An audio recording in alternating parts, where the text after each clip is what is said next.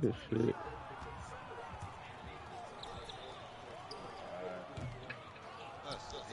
He just did connect.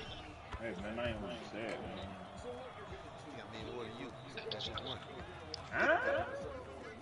No.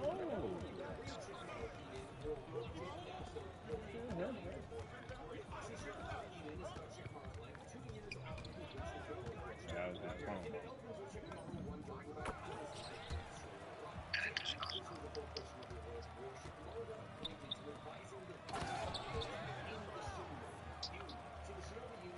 Yeah, I can't keep up with me, man.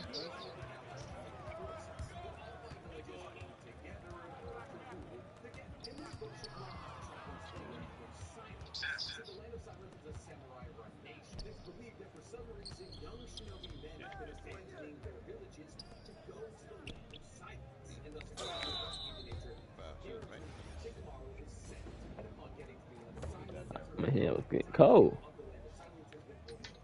Oh, God. Ooh, hopefully I Really, get bro. one. Oh, God. Hey, sound alright, nigga. Woo! Where your hopes came from? That's a tough free throw to hit, man. Yeah. Way to touch him. Soft spot.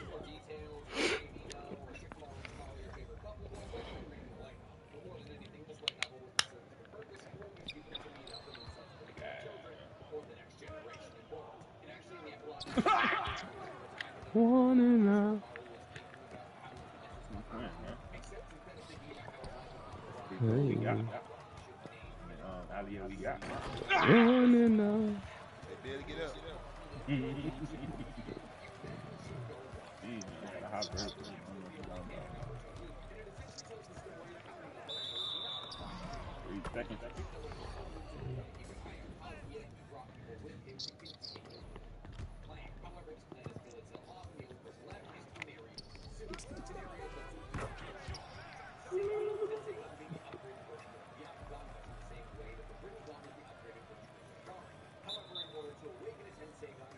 Oh, niggas quit. Wait,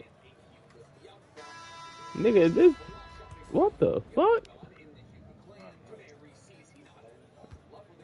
2K fucking Oh, Kobe, music. you finished the, you kept watching the show or no? They got Batty song on here. Watching Wonder Woman. Yeah, who's on? The fucking Batty shit song on here. Marvel. About to sing or something. What the fuck? Hey, I like the drug comedy on the show. Yeah. 2K wow for that. I gotta go look at the track list now. I like the actor. Which one? That's this game has really got Shit, Natalie man, Nunn. they got the weirdest people though, bro. Like one of the niggas that work inside the town hall shit, skinny dude. Fuck. That nigga ain't supposed to go. I say you last year. I got the locks out. Type shit.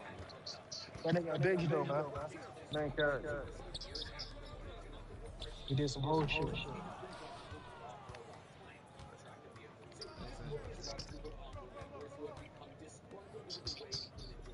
don't think you can shoot threes. Oh, this is AI. Huh?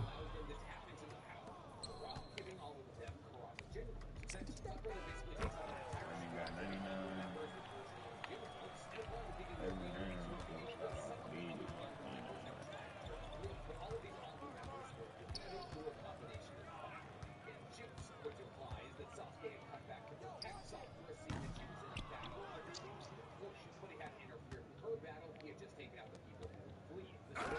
Hell no. Wow. Why not?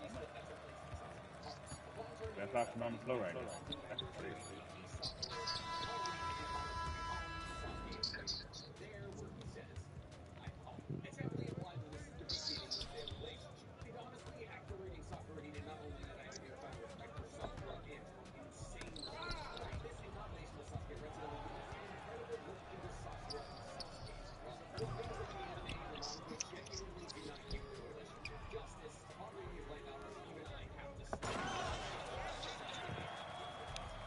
Who caught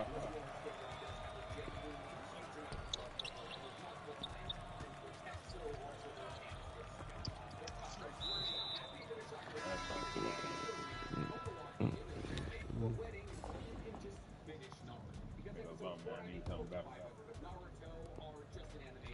Right. That nigga. I blocked him. Wow. Good shit, boy. Give you them points.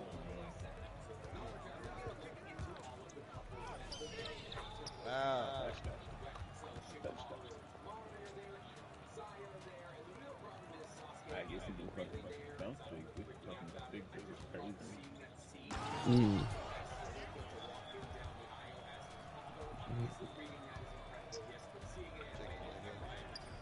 Yep.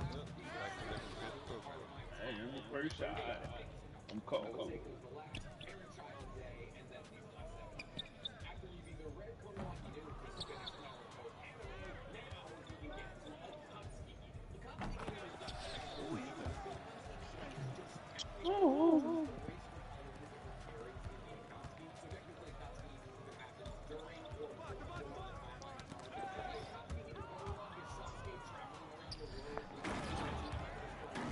First shot was like too slow. Now this one feel like it's too fast.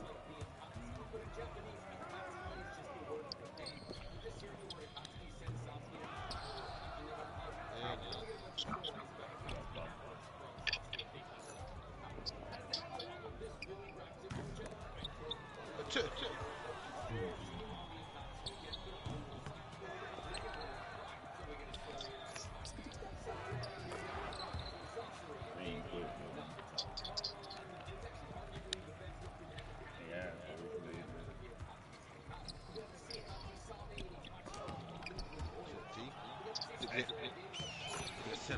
What's up, block?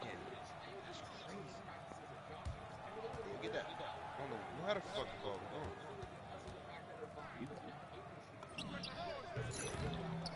He was still point guard. That bitch was right fast.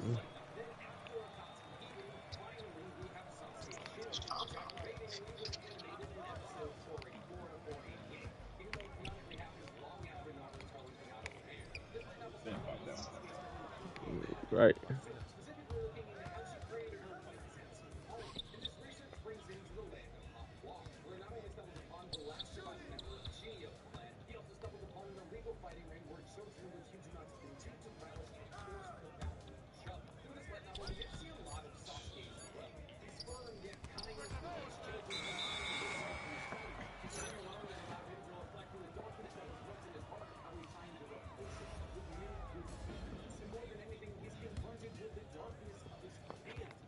Mm-mm.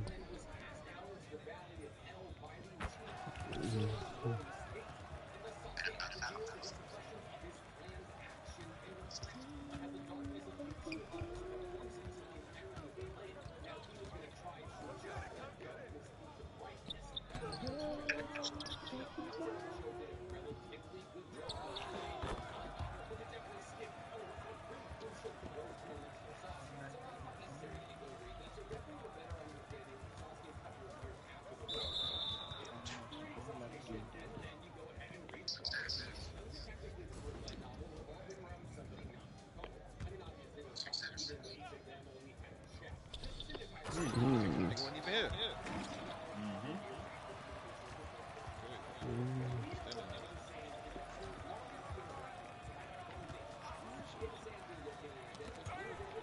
He deserved to get started.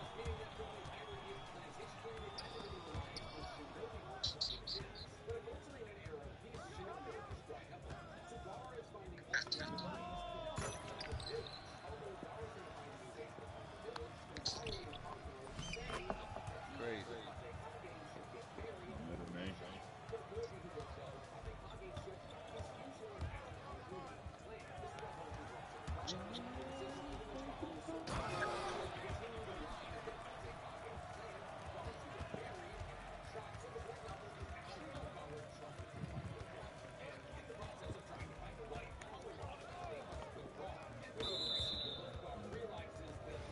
That's 3 right there.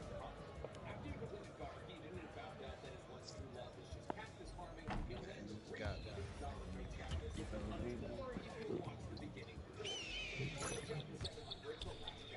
Better shoot free throws.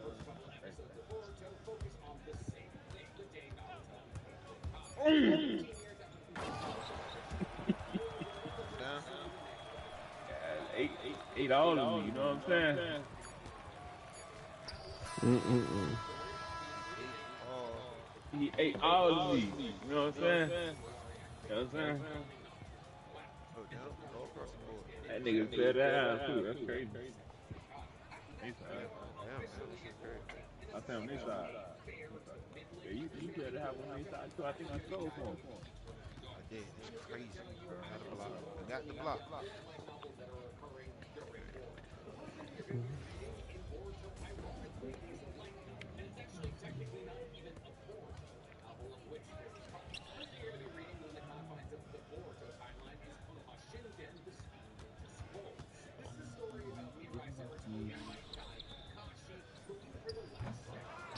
Give me that. Get that. Split that.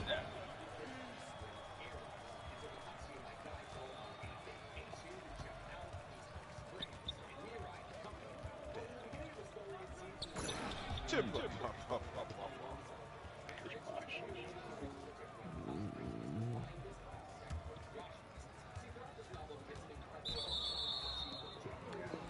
Yeah, man. Mm-hmm. Hey. Gay, wow. I feel like those.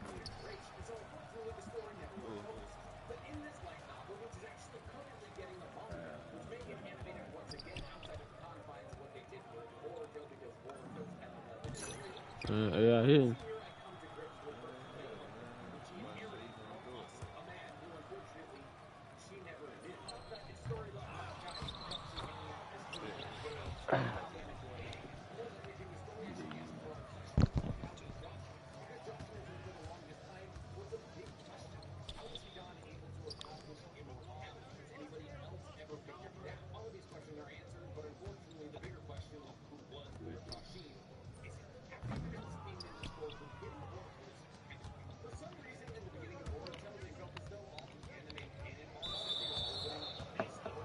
Well,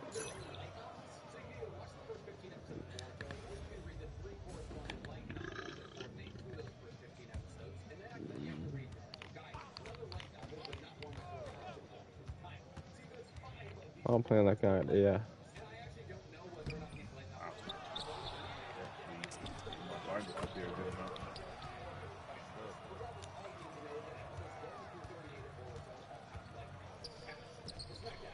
Dang.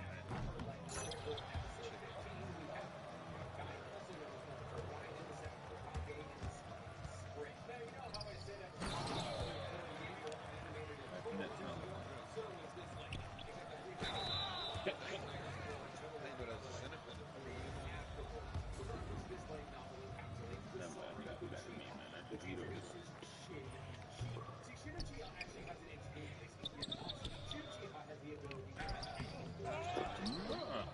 Nigga threw an alley while I'm standing under the rim.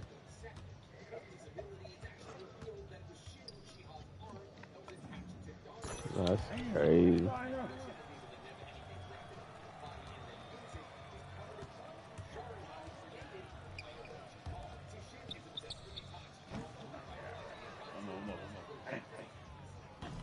I understand it now.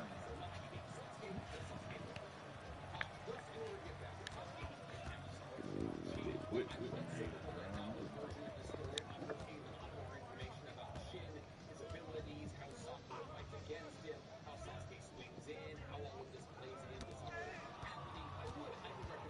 I ain't love the release.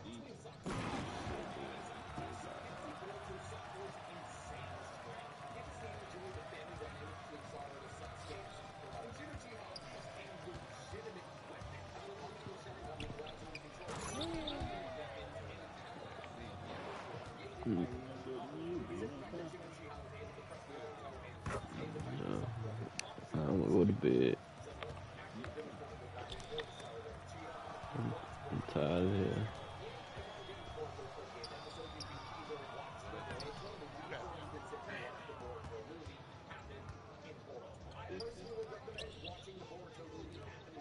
That's a steal.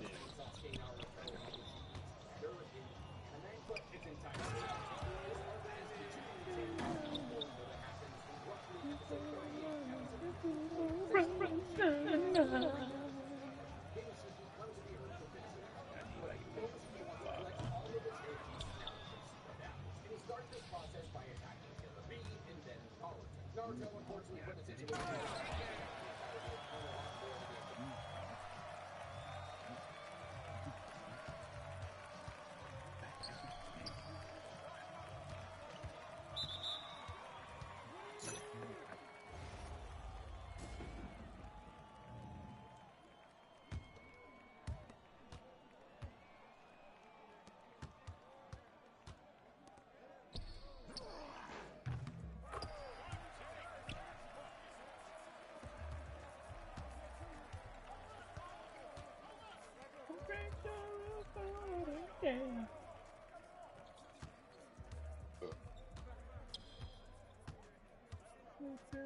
like at least 5 hours.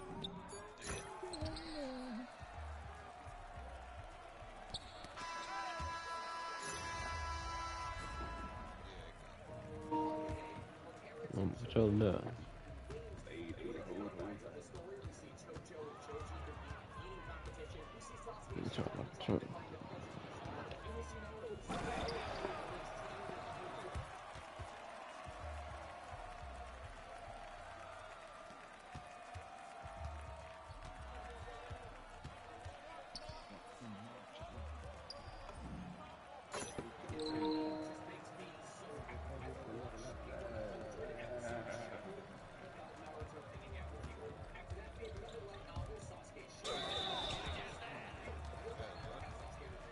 No, don't do it.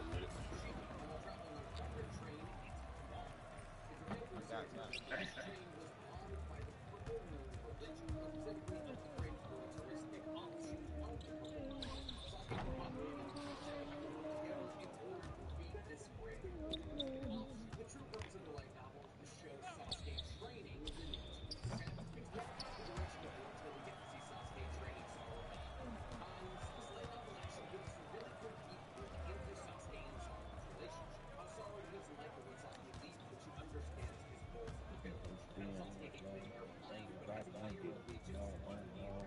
Here.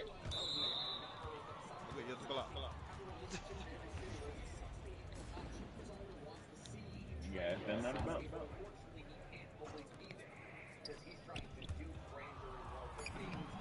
No, Still going up with that.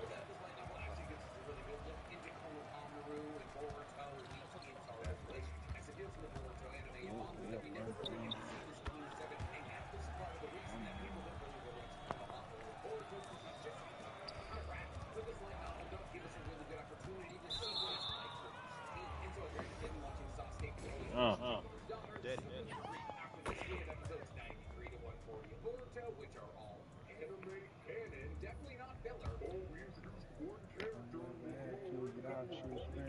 Fuck that, yeah, baby, yeah, that amazing, baby.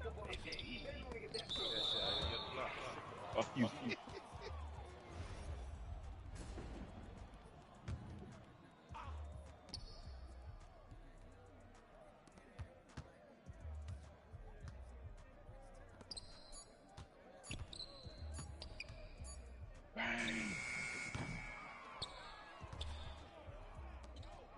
There.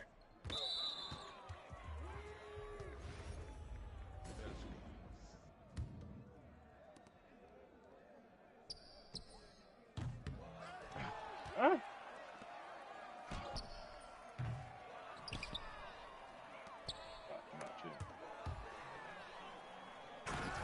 Crazy. Hey, We do that, man. Damn.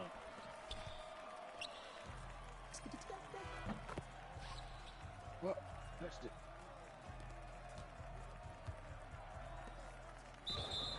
Fuck you.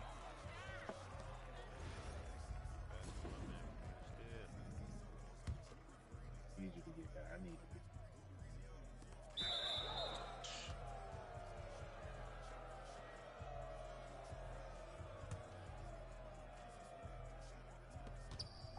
don't trail me.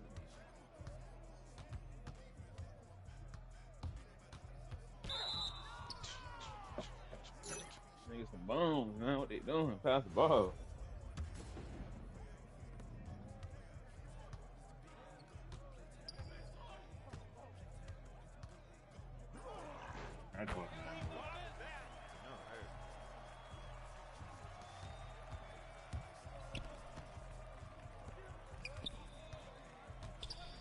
What's this dick on?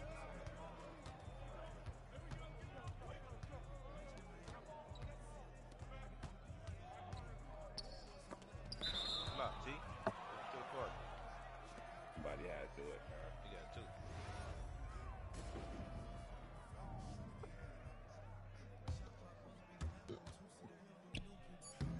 That's a Fuck. block. That's Need one. definitely a block, bro. That was great.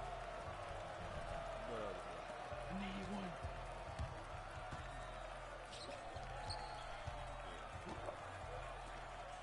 Take this shit. Nigga just think.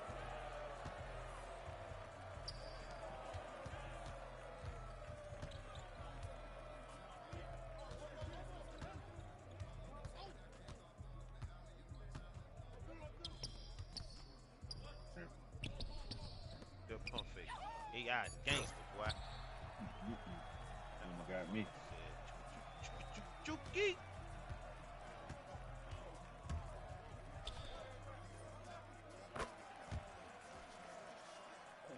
God. Yeah.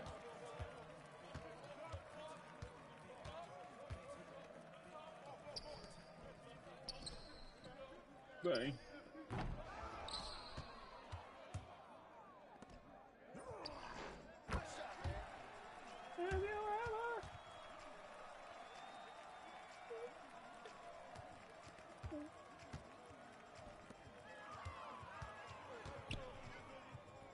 He had plenty of games. That nigga had to hold his hands up. God gone.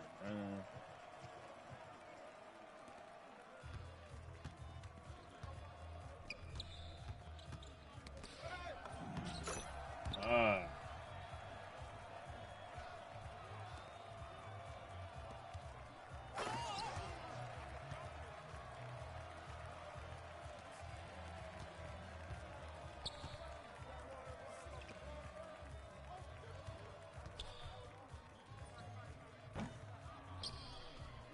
Got my triple dub.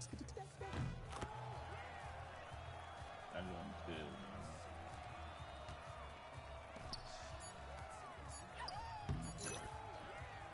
What up, Hey. baby? What? That's good. You get no steals? That one. Ooh, I'm balling. Almost. Huh? I'm balling, boy. I was balling.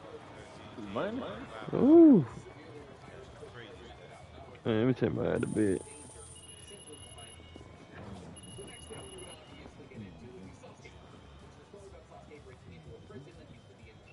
Put some Drake on. Sing me to go, First time having some good team chemistry. Yeah, yeah, we can see. sing me to sleep. Hold Feel on, me? hold on. I like my player like to get your beautiful and shit. Oh, I must have my.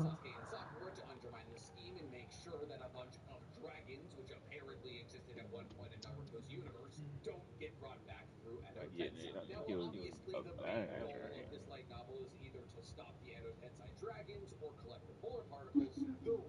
Yeah, plus one defense and attack. Like that. Until I do that shit, I just ain't doing that shit. No, hell Yeah. Hmm? What you say? Yeah. That's that.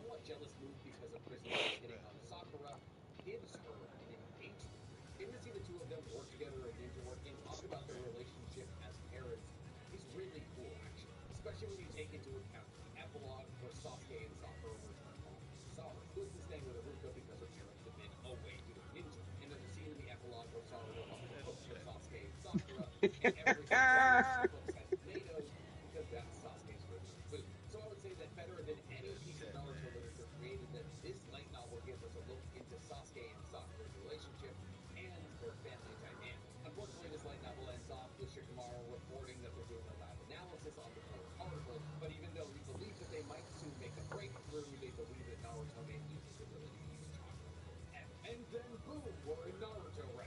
Yeah, it's 1-8. 1982 timeline. Crazy. Mine was my first chapter. That's fire. But hit it. Nah, that was my first try. I swear to God. But you already hit it. First try. This nigga fire. Boy said he got you. Now I'm talking to Monte.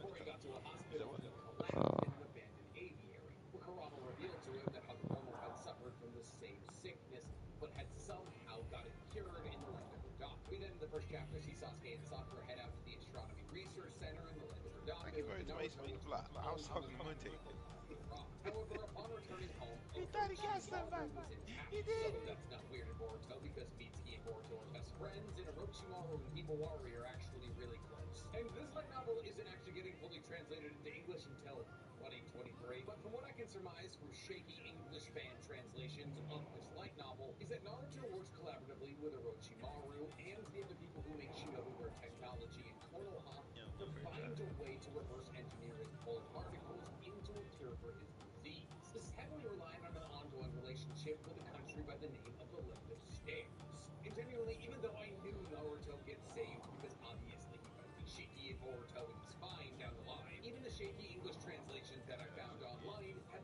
I had it to squad, but yeah, you know what I'm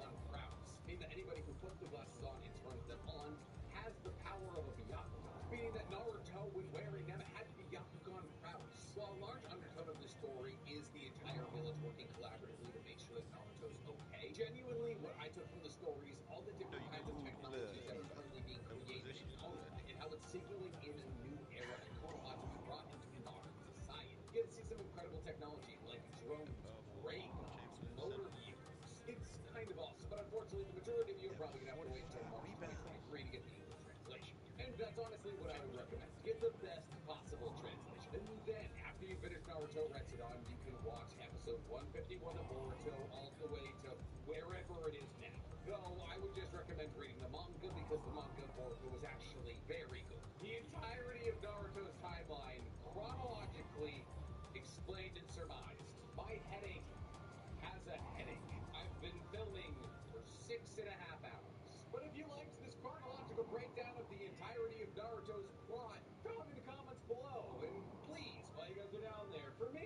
He said he had Katie. Okay. You know you can move them positions too, right? The powerful Chamberlain center. Averaging 45 rebounds. Chamberlain.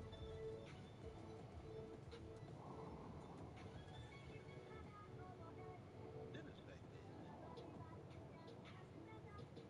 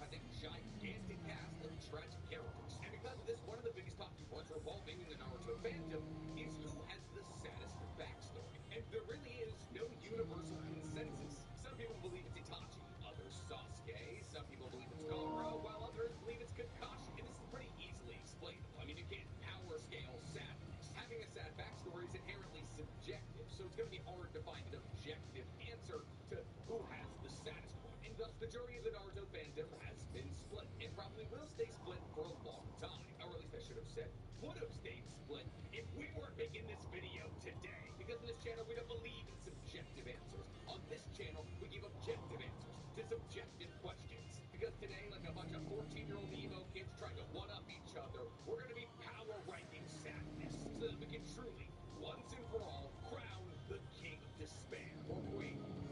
There's one woman on this list, because today we're talking the top 10 saddest backstories in Naruto, ranked and explained. But before we get to ranking or explaining anything, guys, please, for me, like this video, subscribe to the page, and hit that notification bell. And if you love the idea of me ranking things from your favorite anime and manga, hop on over to my other channel, Looking Commander, where instead of talking about Naruto and Boruto, I talk all other anime and manga. If you just love hearing me talk about anime and manga, you're gonna love my anime podcast, Talkers Anonymous, where me and Danny Lana break down everything that happened in anime this week. It's available on YouTube, Spotify, and Apple Podcasts. So, I want to figure out who has the true saddest backstory in all of Naruto. Well, in actuality, it's not that tough. See, because, well, yes, the concept of sadness is subjective to every single person, and every single person's gonna have a differing opinion on how sad an individual backstory is based off their own real-life experiences. That is to say that the more somebody individually resonates with some character, and therefore their backstory, the sadder they're gonna believe it is. Today, we're gonna be trying to take emotion out of the video about emotion. That is to say that I'm going to look at the characters that I believe objectively have the saddest backstories in all of Naruto and try to remove my own emotions from that equation. And then by looking at things like amount of people lost, how they were lost, and how they had to live their lives, we will truly, finally, get an answer to who had the saddest backstory in all of Naruto. Because really, the only other way I can go about this video is by being like, oh, Tsunade, sad. And then I'd have to be like 8th place. Which reminds me, there's 2 in on this list. So today, ladies and gentlemen, like a pop punk band trying to write a catchy summer song, today we're going to try to quantify sadness. And in this story, there's a whole lot to quantify. But maybe not as much as people think. Because coming up in our number 10 spot, we have somebody who a lot of people talk about as having one of the saddest backstories in anime. And genuinely, I just don't buy it. Because coming up at number 10, we have Obito. What do you mean? Obito's got a devastating backstory. How's he at number 10? Does he?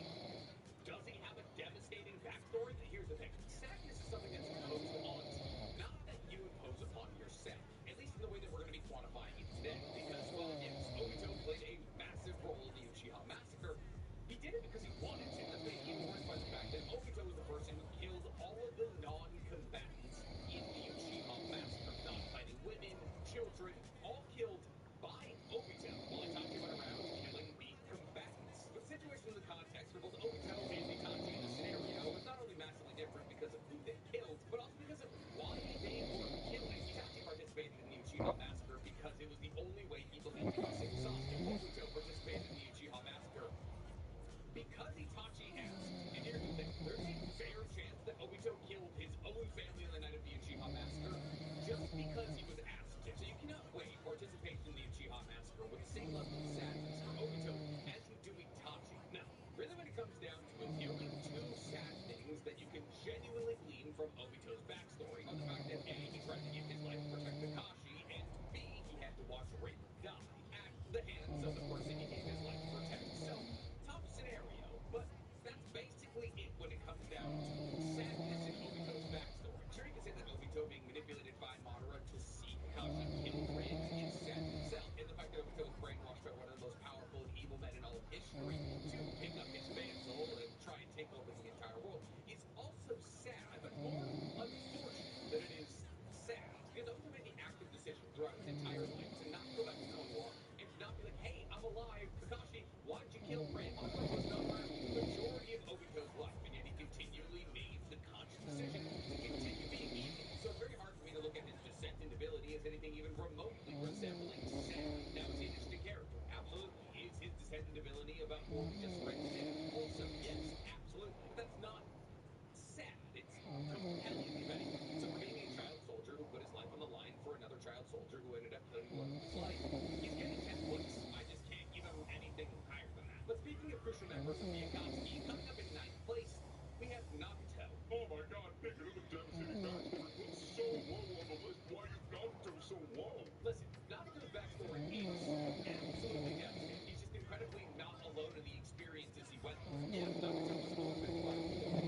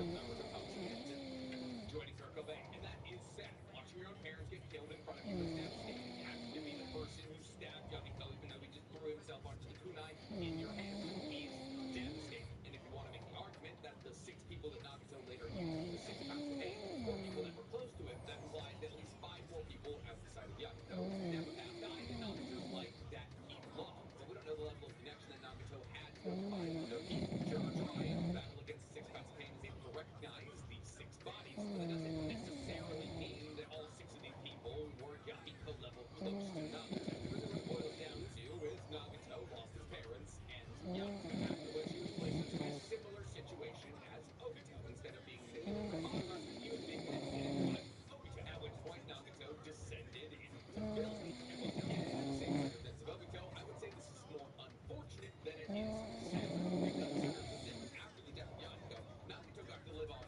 4 years doing what he believed was right. So much so that he killed Jiraiya, the person who raised him. And before any of you go, That was a bit sad. Nagato and Konoha to kill Jiraiya. no, Nagato and Konoha were mostly Nagato at this point in the story. We're so wrapped in the idea of what they believed was correct that killing Jiraiya was simply just a task to be done. As he was a representative of the thing they hated the most, Konoha and Village were. Well, of course, they didn't exactly know why Jiraiya left them, and therefore they assumed Jiraiya ditched them. And a lot of the backstory we're given for Nagato, even after Jiraiya has gone away, comes from the idea of going to visit Jiraiya rather fondly. So am I willing to say that Nagato killing Jiraiya was a sad moment for him? No, but for sure, a sad backstory, but not as sad as one of the first ever people from outside of Konoha we were introduced to's backstory. Because coming in at number 8 with a sadder backstory than Nagato, and yes, this is going to be controversial really quick, we have Haku. I believe Haku's backstory is objectively sadder than Nagato. See, Haku comes from a small village in the Land of Water, where occasionally somebody with an ice release Kekkei Genkai was born. But in this village, anybody with a Kekkei Genkai was treated as less than human. Whoever was found to have a Kekkei Genkai would be killed immediately. Now, Haku and Haku's mother were born with this ice release Kekkei Genkai, and thus Haku's mother kept this Kekkei Genkai from her husband. One day he eventually found out, and when he found out, he gathered a mob to kill Haku and his wife. But his son, now Haku, after watching his mother die in the hands of this mob, then has to go on to kill his own father and the rest of the people in his village that were all coming to kill him because of how he was born, leaving Haku in a much worse way, in my eyes, than how Nagato ended up as a whole. See, Nagato and Haku had to watch their parents die, but only one of them had to have a kid and orphan on the streets, who would eventually end up adopted by some bloodthirsty assassin who raised him to be Haku's little prince. And Haku went on his own adventure around the world together for at least a couple of years. That is until this was before the King said to go into their corner of the world, where Haku was killed by Kakashi one person who truly mattered in his life, who didn't even realize he cared about Haku until Naruto yelled at him about it. You're sure you can make the argument that Haku killed himself without caring about it. Well, the Zelda is able to get over to Haku's body so that he can die protecting the demon of the mist. God wants to go wherever Haku is caught. I'm sorry, that was just because Haku was too young to know whether or not what they were doing was correct. And Naruto gave his life to revive Konoha. He's the one who killed Konoha first. It's a net neutral. So yeah, I think Haku's backstory is sad than Naruto. But we're talking about pretty people with long hair. Let's move on to our number 7 spot. Heavy hitters start. And honestly, if you wanted to put Tsunade higher on this list, I would. Because Tsunade's backstory is so devastating, she genuinely believes she's cursed. Tsunade just tells her about how he wants to become the Hokage one day, just like their grandfather. Yeah, you can absolutely do that. Here, take our grandfather's necklace. He dies 12 hours later on a mission again he genuinely shouldn't have been on. Another medical ninja around to make sure that Milwaukee, her younger brother, didn't die. Tsunade heroes in to make sure that every single 3-man ninja team includes medical ninjas specialists. And it's while doing this that she meets Dan Kato, her soon-to-be wife. For a little while, things are fine. In fact, Konoha's ninja efficiency is highest. And Tsunade's leading has instilled actual historic change into Konoha. Until, of course, Dan decided to open his big, stupid mouth, telling Tsunade that he also wants to become a Hokage. So Tsunade says, well,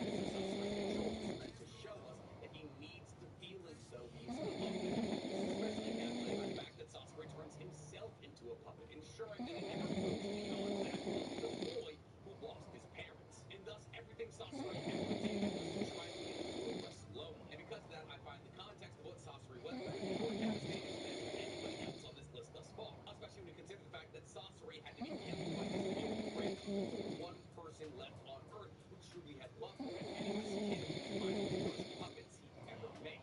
His mother is responsible for that devastating story, and in my book, it's highly deserving of the number 6 spot. But we're not done with the Akatsuki yet, because coming in at number 5, we have Konan. Conan's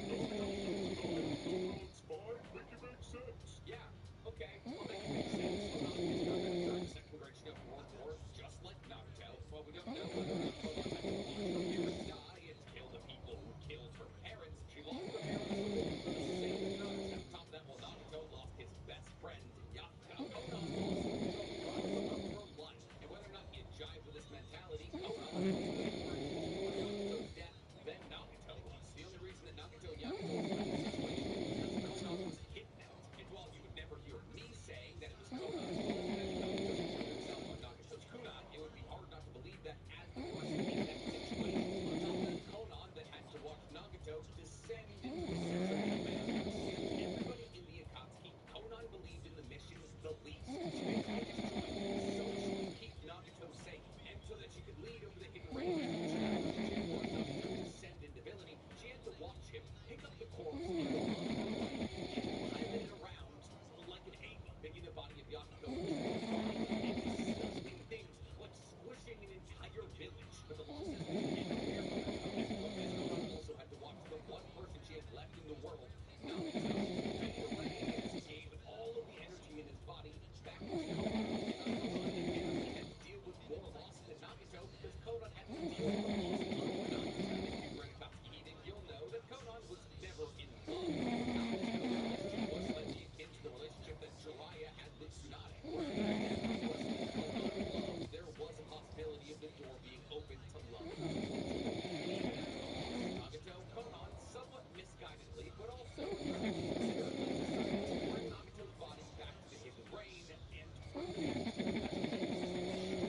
and while destroying it would have been the correct thing to do instead of making it build but Obito, Konan was so sick of loss and watching her friends destroyed by the powers of evil of the world, wanted to give Nagato something that Yakuko never got.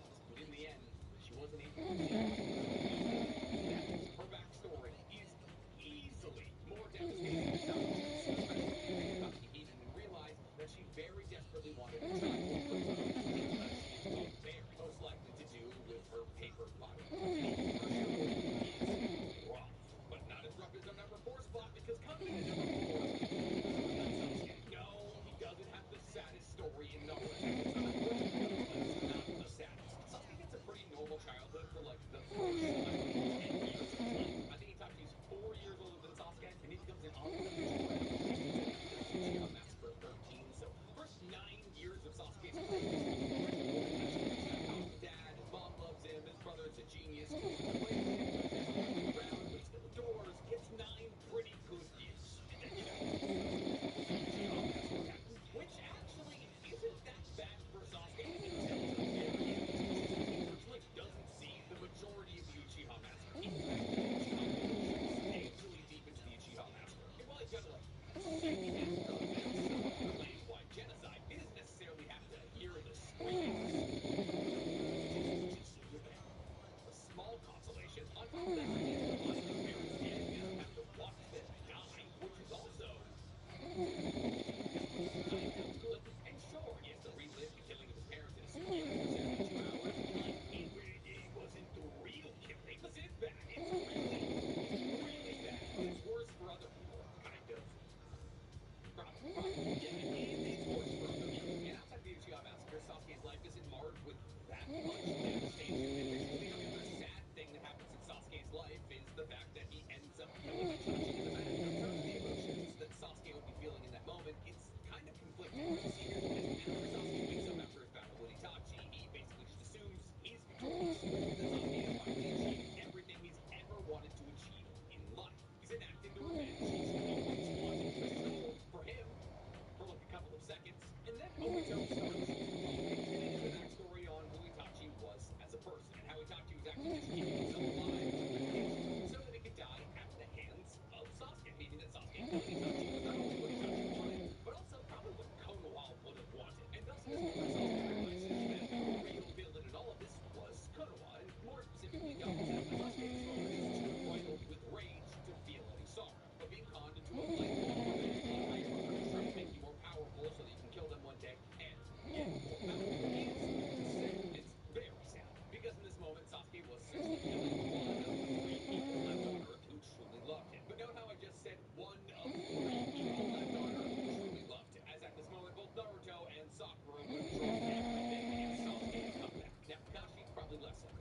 willing to kill Sasuke after defeating Goten. And while Naruto said he was willing to kill Sasuke as well, it's kind of hard for me to put Sasuke higher on this list. He's always had a support system. The only real time where Sasuke didn't have a support system was between the Uchiha Massacre and the foundation of Team 7. So like 2 or 3 years of solitary confinement. But for the sheer fact that he had to see his entire clan massacred and relive the murder of his parents for 72 hours, yeah, I spent a lot of time saying that Itachi's death is that sad for him when we consider the fact that Itachi literally kept himself alive so that he could die in Sasuke's hands. But enough about orphans, right? Let's talk about people who actually had their parents.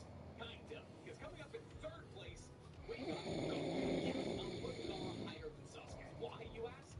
Well, because he had an active hand in pretty much everything bad that ever happened in his life. What do I mean? Oh, I don't know. How about the fact that Shukaku being sealed inside of Gaara while he was still inside of his pregnant mother is the reason his mother, who loved him more than anybody else on earth ever would, died. His mother loved him so much that her soul moved into a jar of sand that would protect him for the rest of his life. It's kind of a daily walking reminder that the only person who will ever love you is now not only gone because of you, but is also the sand, which means not only is her soul not resting in your lands, but basically stuck in perpetual combat trying to stop her son from dying from a myriad of different projectiles. On top of this, because Gaara was the Jinchuriki of Shukaku, nobody really likes in the Sand Village, and Shukaku had a long and complicated history of being swallowed away along with his Jinchuriki up until Gaara. The only real people that Gaara ever interfaced with were his father and his uncle. And one of those people, the entire show, and the other, Gaara killed. See, Gaara did not have control of Shukaku. At this point of the story was incredibly evil, and thus every single time Gaara fell asleep, Shukaku would take over his body, and Rasa would have to suppress Shukaku using gold dust to ensure that Gaara did not end up being the perfect weapon his father wanted it to be. Gaara didn't want to be a perfect weapon. Gaara wanted to be regular. But then he was falling asleep accidentally, hurting people with the sand, getting angry, having Shukaku take over his body. The entire village treated him with an insane amount of fear, which increased the isolation, making his uncle, who they know was his uncle, the only person in his life who genuinely cared. But that didn't last long, because when Rasa finally decided that Gaara could be the perfect weapon, he sent his uncle to kill him. But Gaara's able to defend himself and kill his own uncle. His final breath reveals to Gaara that he's related to him. So Gaara is now not only indirectly responsible for his mother's death, but also directly responsible for his uncle's. And while Gaara did kill them, according to Kankuro, having no parents is better than having Rasa as your only parent. And thus, while Gaara does technically deal with a whole lot less in terms of loss than Sasuke, because he had an active hand in 2 of the most important deaths in his life, and had a tortured existence for the first 13 years of his life, where he couldn't sleep, lest he destroy his entire nation. Yeah, I'm gonna have to say Gaara had it a little bit worse than Sasuke. But since we're talking about having an active hand in the death of your loved ones, let's talk about our number 2 spot. Kakashi's life is genuinely a series of unfortunate events. Kakashi was born an incredibly talented, genius-level child who flew through the Shinobi Academy. Now, it's most people know that Kakashi's father was the white-handed elite, Sakura Hatake. One of the most powerful Shinobi the world can ever know. However, Kakashi, just like Gaara, lost his mother in childhood. And from the rip, Kakashi only had one parent that Kakashi idolized. However, one day after the Second Great Shinobi World War, Sakura Hatake went on a mission, and during this mission, Sakura Hatake had to make a decision to either save his comrade's life or completing the mission, and he chose his comrade, which turned the entirety of the village against his father. And the Sakura Hatake returned to the village in shame, and that shame eventually got to him as he went on to take his own life. And while unfortunately Kakashi didn't have to watch him take his own life, he was the person who stumbled upon his father's corpse. And honestly, that's probably the least devastating thing that ever happened to Kakashi. Kakashi would then go on to be saved by Obito, who he believed would not save him. Go on to try to protect Rin against 2 dozen hit-and-missed Anbu members, and when Rin realized that Kakashi continued fighting this fight, he would die. Rin thrusts herself in front of Kakashi's Shidori, leading to Kakashi killing Rin. And while Kakashi wasn't directly responsible for Rin's death, in his mind, his lack of strength is the reason that Rin had to make this sacrifice. And thus, anytime Kakashi Shidoried somebody in the chest, this moment of Rin's death would come flashing back. This moment is substantially more devastating for Kakashi than his own death. But we don't just have to watch Rin die. Kakashi has to be the one to kill her against his will. And we know this moment haunts Kakashi because when he Shidori's Anbu, he has a PTSD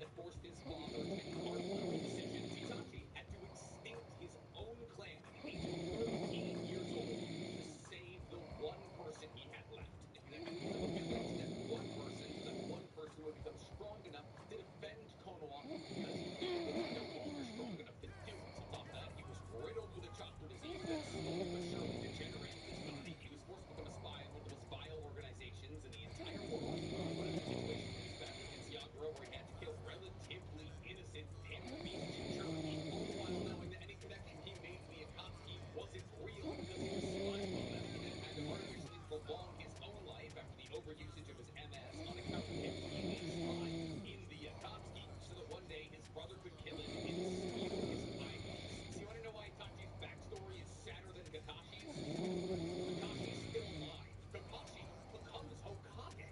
Naruto becomes Hokage.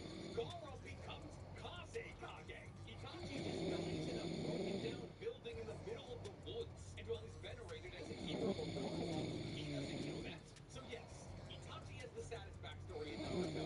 I'm sorry, it's the objective truth. He was forced into a series of brutal positions relatively against his own will. So for the sheer amount of emotional trauma that would inflict on somebody, yes, I genuinely believe Itachi should take the #1 spot. But I'm curious to know what you guys think. Is there anybody not on this list you believe should have been? And do you agree with where I placed those who are already on the list?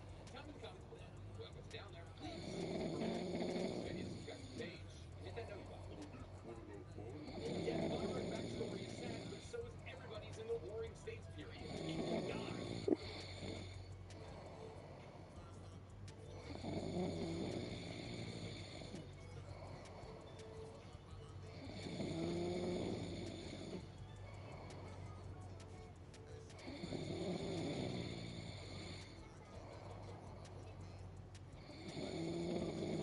One of the main points that Naruto as a series tries to drive home is that Naruto is alone. He has no family. I touch on this topic and make a rather large deal about it quite often.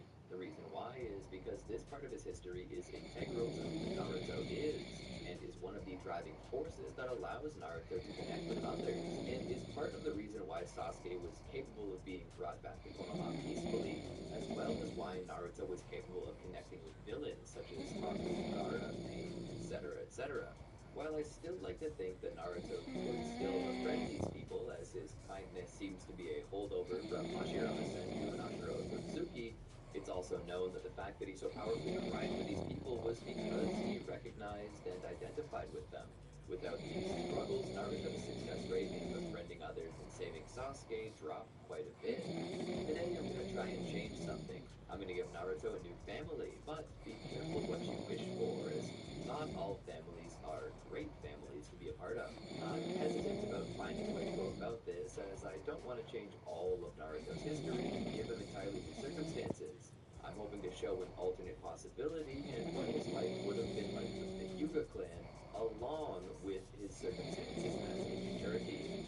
Now, the issue with that is that Naruto needs to be born to Minato and Kushina, but he also needs to be a member of the Hyuga clan, and I'm struggling with how to change this. On one hand, I could say that Kushina cheated on Minato, but I really hate that idea, so I'm not going to do it.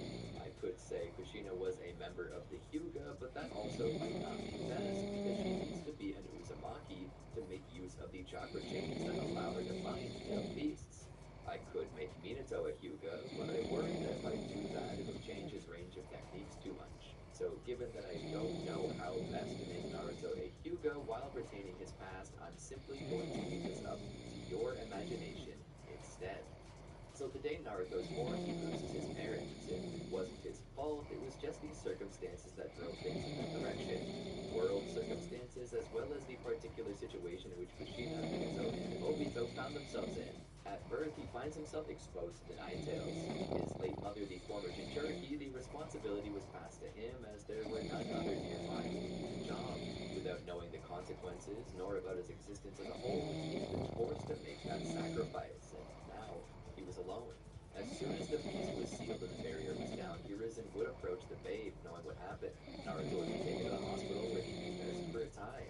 Then, upon the time he could be released, they would identify him as a Hyuga by his Byakugan that he had and send him to the Hyuga clan compound, where the head of the clan, Higashiyuki, Hyuga would prefer him to be a member and would delegate the board's protection to one of the branch houses.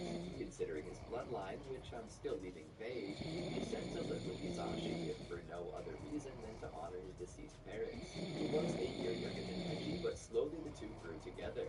Neji was a happy boy, and he was very protective over Naruto, who he had yet to understand was not truly his brother. But then again, it's brotherhood really only about blood.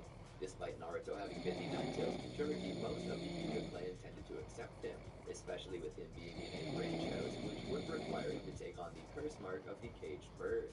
That, they hoped, would be enough to control him if he ever lost himself in the beast. They respected him also because of the fact that Hiyashi so commanded it. And in the Hyuga clan, whatever the main branch's head says, goes. Naruto's adoption by Hisashi came at a time when Hiyashi himself was preparing to be a father. His first daughter, Hinata, would be born approximately 2 months and 18 days after Naruto. Much changed during this time. The Uchiha were moved to a different part of the village out of spite for their suspected treachery in Nine-Tails' attack. The village was still healing, both physically and emotionally, from the attack. That is why Hiyashi had made it an order that Naruto not be allowed out of the Hyuga clan compound, at least not without an escort. Not until he could be certain that he could protect himself. Even still, Hiyashi was not able to focus solely on Naruto. There was still a war. Kumogakure had been at war with Konoha, remainders of the resentment of the Third Shinobi World War. However, they were finally ascending to peace, sending over a special envoy to Konoha in an effort to have a peace be signed. And as the head of one of the great clans of Konoha, Hiyashi was expecting a sign. This just so happened to be on Hinata's 3rd birthday. At first it appeared to be no more than coincidence, but the question is, does the concept of coincidence exist in the shinobi world? It was on this day, the same day that Neji and Naruto were to get their curse marks, that Hinata was kidnapped by Kumonin with the intent of taking her Byakugan. Such cruelty, yet it is the world that they live in. As any good father would, Hiyashi chased after her, and taking it a step further, he killed the shinobi who had kidnapped her. It would spiral into a greater conflict that Hiyashi, in his rage, could not see coming. Kumo played the part of the victim. Was it poor leadership? Was it weakness? All of these things and more were wrapped up in Hyuga. Regardless, Kumo began to demand the body of Hiyashi Hyuga as recompense, else it would inevitably lead to war. Of course, more than revenge, they had hoped to take the Byakugan from a main house member, as they were the only Hyuga beyond the youngest and the newborns not to possess curse marks. Hiyashi was about to turn himself over, but Hisashi stopped him, deciding to take it himself, not only for his duty to keep them from taking an unsealed Byakugan, but because of his love for his brother. Disguising himself as Hiyashi, Hisashi would allow himself to be executed and his body to be in the possession of Kumo. Of course, Kumo didn't get the Byakugan they so coveted, and they were forced to give in to peace as there was no real reason not to, especially considering that they also were likely as tired of war as Konoha. Neji never truly got over this. He believed his father to have been forced. Naruto would also take this hard. Hisashi was the closest thing to a father that he had ever known, and now he was gone. To a point, Naruto also resented Hiyashi for what he perceived to be coercion. However, unlike Neji, Naruto did not blame the entire house, only Hiyashi for his decision. Naruto did not blame Hinata nor Hanabi for the death of Hisashi, and so he would often come into confrontation with Neji, who would have been treating Hinata horribly. Having been chosen as her instructor due to his sheer might and power, Neji would often spar with her. Such sparring sessions would often leave Hinata bedridden for a time. That was when Naruto would have first witnessed the Cursed Mark's power against a Hyuga in restraining them. Naruto would witness it with Hanabi, the latter of whom he would hide her eyes from it, hoping not to scar her as the screams were already capable of doing. With that, Naruto grew to resent the heads of the clan more in treating the clan less like family and more like servants. That was not how a family should be. Despite this, Naruto would have a good relationship with Hinata and Hanabi. The former he had saved from bullies. It was his duty to protect her, but more than that, he truly cared about her. She was still important to him. A friend. Family even, though distant it may have been. Hinata would be taken by this. She had always liked Naruto due to his kindness, but this was something that seemed to capture her. He was not truly her direct cousin as Neji was, and she knew that, but he was still special to her, like family. Whenever Neji would beat her senseless in training and sparring, Naruto would be there with Hanabi to clean her wounds and make sure she was comfortable. Naruto, to a point, was the direct opposite of Neji. There was nothing special about him. He was not a genius, and he hadn't mastered the gentle fist style as Neji had. He was just a boy who cared about her, and on days that Hinata could not play with Hanabi, Naruto would step in. Hanabi was close to Naruto as well, having already dubbed him Oni-chan, essentially calling him Big Brother Naruto. Naruto also seems to fall behind in the academy, though this doesn't last long, as Neji believes it would be a disgrace to be a Hyuga and not graduate. So he begins teaching Naruto the same way as he taught Hinata. During their spars, Naruto would often speak of their father with Neji, but sometimes it would be about other members of the clan. Naruto tends to ask about Hinata often, asking why Neji takes it all out on her. Neji states that it's due to how she is a main house member. It isn't that Neji has anything against her personally, it's the main house he has a grudge against, and she just happens to be a part of that house. Naruto would tell Neji that he needs to go easier on her instead of trying to kill her every time they spar. Neji would tell Naruto to butt out of it. Naruto would remind him that she is his cousin, and Neji would tell him that it doesn't matter. He is her teacher, and he may teach her in any way he desires. Such a conflict would eventually come to blows, with Naruto ending up bedridden as Hinata once had been. Despite the pain and hell he went through to train, he manages to pass the academy exam and is placed on Team 7 with the rest of the usual suspects. When asked what his dream is, Naruto says that it's to change the way the Hyuga clan works and to set free his family from their lives of indenturement. Something that Kakashi tells Naruto will be hard, especially as a branch house member. Naruto accepts the difficulty of that, considering it all the more reason why it's worthy to be his life's dream. As dangerous as it could be, Kakashi commends Naruto on his attitude towards hard work. As the bell test comes around, not too much actually changes. Naruto is still Naruto after all, and regardless of his Byakugan, not much is going to change the distance between Naruto and Kakashi's powers, and that's going to result in a set of fingers right in the place where the sun don't shine, setting Naruto off like a bottle rocket. Sasuke also continues to try in his own way, though he is even more determined now due to Naruto being a Hyuga, a clan that would be seen as the longtime rival of the Uchiha clan due to similar dojutsu, each with its own particular strengths and weaknesses. The results are the same though, as Sasuke doesn't have the capacity at this time to take on Kakashi. Naruto would lose hope, but he wouldn't attempt to eat the lunchboxes this time around. Naruto isn't the same as he was back then. He has some form of discipline due to his home life as a Hyuga, something he lacked before. This results in him being far more respectful. Of course, they still pass the test. The reason isn't because Sasuke or Sakura feed Naruto, but because in that time in the original timeline, Sasuke was the first to realize that if they had any hope of beating Kakashi, then they would need to work as a team. And if he saw that then, he would see the same now, especially considering that Sasuke would respect a Hyuga clan member more than a normal Naruto. So it seems likely that Naruto, Sasuke, and Sakura would work together to get the bells. Even if they don't get it, which they likely won't, it's still a good thing because all they really need to do is prove that they have the capacity for teamwork. Now, moving forward, I ironically don't think that the Land of Waves arc would happen. The reason being that Naruto at this time is far more respectful than before and far less likely to show his ass in front of the Hokage. This could also mean that they might skip the Chunin exams, but considering that this would be a boring outcome since nothing really happens, we're going to say that they still end up going on the Land of Waves mission. This is, after all, the introduction arc. It's gotta happen, or it just wouldn't feel right. Not to mention that I want to see how Naruto would react in the arc as a Hyuga. But before that, this video is sponsored by Raid Shadow Legends. Raid Shadow Legends is a free-to-play downloadable game for Android and iOS. Whether you're into competitive play, cooperative play, or perhaps the hermit's lifestyle, this game has exactly what you need. With rich lore and deep world building, Raid tells a fantastic story based in the land of Teleria, a land that is now under threat by the vicious Lord Syrah. As one of the many resurrected champions, it is your job to stop him. To do so, you'll need champions, allies, and equipment.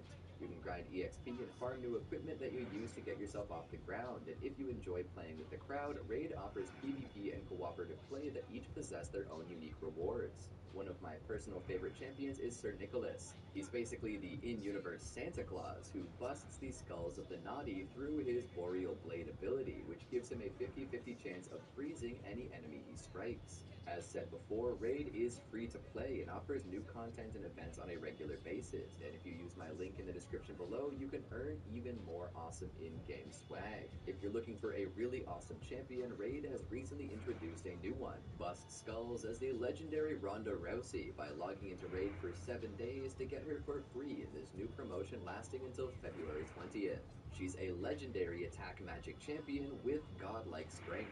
Check the link provided below to download Raid Shadow Legends today and start making a name for yourself and your clan with unique bonuses and champions. And now, back to the video. So Naruto and the rest of Team 7 are going on said mission, taking Tazuna to the Land of Waves, unsuspecting of the action that awaits. The Demon Brothers would appear from hiding. Normally Naruto would freeze up. I don't exactly expect him to here, as the Hyuga are one of, if not the most formidable clans in all of Konoha. For good reason too. Not just because of their eyes, but because of their dedication and discipline, which means they train hard enough to be worthy of the Byakugan they possess. So Naruto likely wouldn't freeze, having seen it coming with his near 360-degree field of vision. He would have gotten out of the way in time. Sasuke would take one of them, and Naruto would likely attempt his imperfect gentle fist techniques, likely trying the 8 trigrams 64 palms. Something that, while managing to paralyze parts of his opponent's body, leaves enough open to cause Naruto to be in danger. He would be saved though by Kakashi, who warns him that while it is important to be innovative on the battlefield, combat against a deadly opponent is no place to try new tricks. Continuing on, they're caught by Zabuza, who stands in their way. After a short battle with Kakashi, Naruto and Sasuke are forced into the action due to their mentor having been caught in a water prison. Naruto and Sasuke must be called upon to fight Zabuza, and they must act fast because Kakashi is slowly drowning in this bubble made of water. Now, all things considered, Naruto's Hyuga heritage here does not offer him enough new abilities to assume that he beats Zabuza in some new and exciting way. His reserved and disciplined nature would keep him open to ideas, and when Sasuke declares his plan to Naruto, Naruto would agree to it as the best course of action that they could take on such short notice. Transforming himself into a Demon Wind Shuriken, Naruto allows himself to be thrown by Sasuke in the shadow of a second Demon Wind Shuriken. This is a double feint though, as they expect Zabuza to see through their first trick, but not their second. Once Zabuza dodges these, Naruto will launch the true attack with his kunai that he would throw with incredible accuracy due to his Byakugan. Zabuza dodges it just in time not to be harmed by the weapon, but his dodging forces him to release Kakashi, which ultimately leads to his faked demise. Making it to Tazuna's house, we are witness to Kakashi training his students to control their chakra, particularly at the bottom of their feet, which will allow them to climb vertical surfaces, stand on inverted surfaces, and even run across the surface of a body of water. Sakura would explain it to them before demonstrating that she herself is proficient. Sasuke would have his standard issues with it. However, when it comes down to Naruto, one of two possibilities play out. The first is possible that due to his training as a Hyuga, he would already know this technique. The second possibility is that he doesn't know this technique, but picks it up immediately. The reason why he'd be able to do this is that the Hyuga have two abilities, not one. They have the dojutsu called the Byakugan, yes, but that is only one of their special abilities. They possess a second, which people tend to forget. It's required to be proficient in the gentle fist style. They possess the rare ability to be able to properly control the chakra out of any of their 361 tenketsu. This ability is what allows them to use the ability Gentle Fist Palm Rotation, the technique reputed to be an absolute defense by the Hyuga. And Naruto would possess the natural ability to do so, meaning that his chakra control is naturally phenomenal. He would probably be able to do this more quickly and with less difficulty than Sakura, something that earns him respect in Sasuke's eyes. However, it also earns him resentment, as Naruto's growth rate is quickly catching up with and threatening to surpass Sasuke's. Then, back at the house, we would see another change when Inari begins to criticize the team over their heroics. Normally, Naruto would just snap and jump down the small bean's throat, but not Naruto Hyuga. Naruto Hyuga is disciplined. He will not be baited by a 4-year-old. So basically, Inari just cries himself to sleep in his room, and Naruto never really spurs him to change. Inari never changes, meaning he never spurs on anyone else to change either, and that will end up very bad moving forward. Especially considering that Naruto already completed his training, meaning he'll never meet Haku, nor will he be around when they come to take Inari. Naruto would be on the bridge when Haku attacks and likely end up in the demonic mirroring ice crystals technique. Now here, much like Sasuke, Naruto can dodge the incoming Senbon due to his Byakugan. In fact, he can dodge it better than Sasuke due to possessing a 360-degree field of vision. and if they stand back to back, they can better keep up with Haku and the Senbon. On top of that, Naruto has palm rotation, which is an absolute defense. It takes up a lot of chakra to use in succession or for an extended period of time, but with all of these things, Naruto and Sasuke can buy some time. Time that Kakashi will be able to use to defeat Zabuza, and if we all know Haku, and we do, he will prioritize Zabuza's safety over anything, resulting in him breaking off his attack to sacrifice himself for his mentor. That would result in Sasuke and Naruto breaking from the Mirror Dome, yet they are tired and weakened, and there are a few Senbon sticking out of them. Zabuza would have been defeated, though he would still try to attack. This is when Gato and his men appear to end it all, holding Inari and Tsunami hostage. Team 7 immediately backs off when their lives are threatened. Zabuza, on the other hand, does not. He goes about killing them all, killing Gato, then moving to his men. He decimates them, but they would end up killing him. This results in the deaths of Inari and Tsunami as revenge for the death of Gato. This deeply affects Kazuna, who is never quite the same. Team 7 would return to Konoha. The bridge would eventually be completed, but Kazuna's life would be ruined, coming to an end in a drunken stupor somewhere in the streets, having lost everyone close to him, believing that it would have just been better to have been killed on the way home by the Demon Brothers.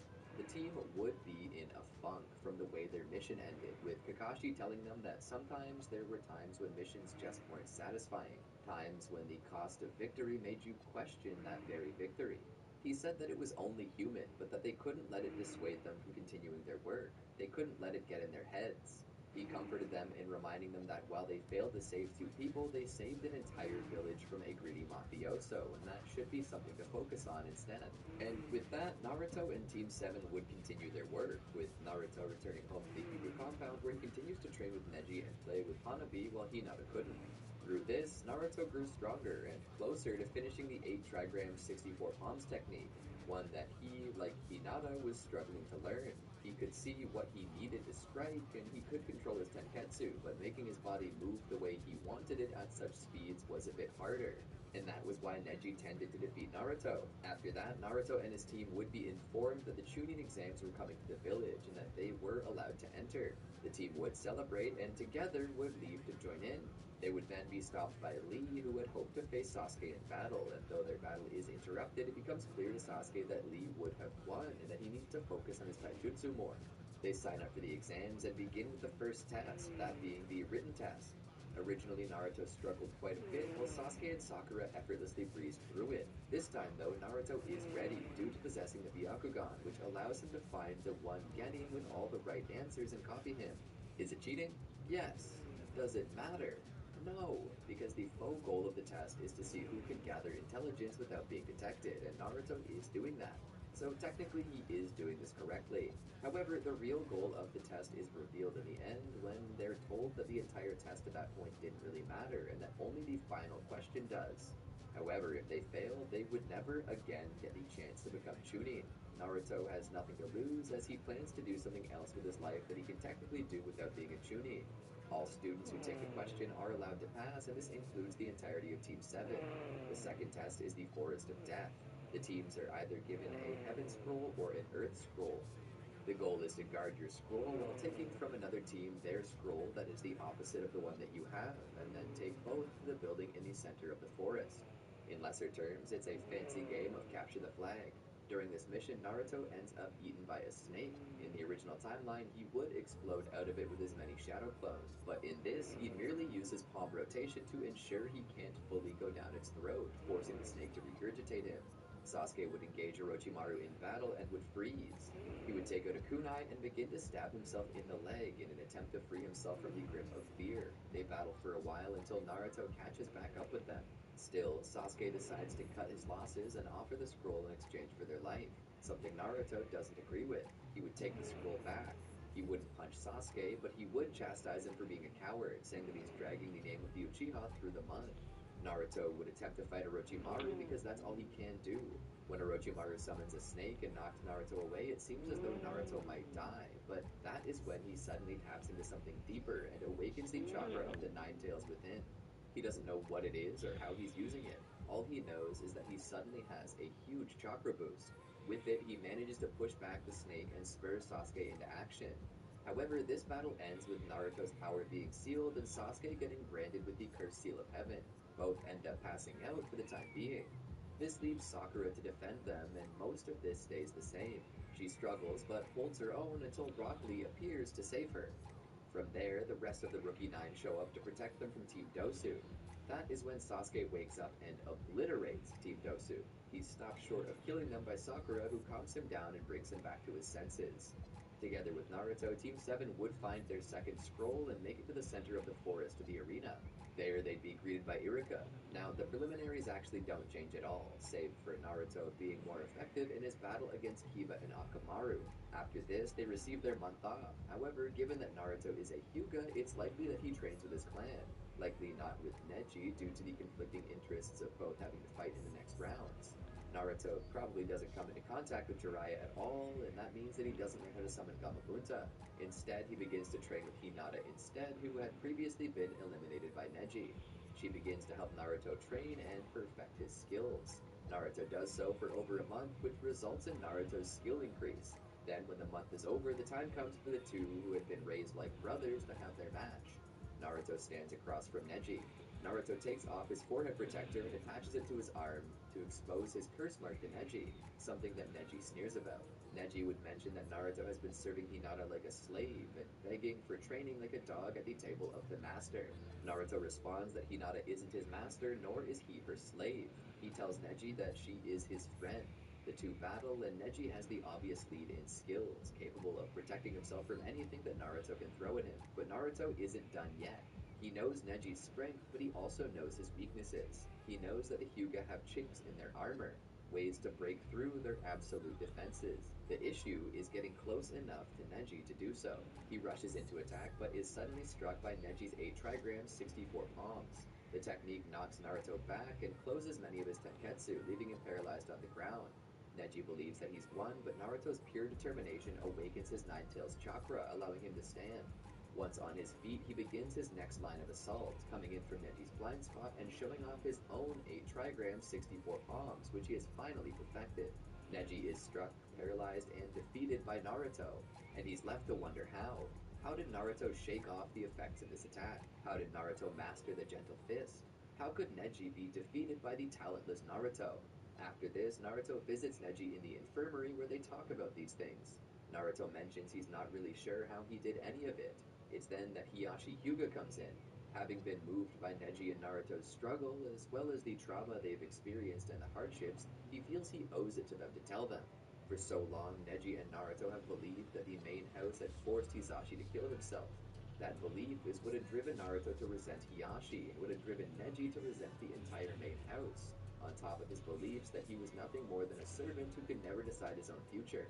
With tears in his eyes, Hiyashi explains the truth to them both and begs for their forgiveness. Neji is stunned by this information, and while Naruto is certainly surprised, it can't be said that he didn't see it coming. Hisashi held the same beliefs that Naruto did. During the battle between Sasuke and Gaara, Sasuke manages to wound Gaara. However, before Sasuke can finish it, the battle is interrupted as the Konoha Crush begins. Kabuto puts everyone to sleep. During this time, Kumonin decide to take advantage of the chaos and once more attempt to take Hinata.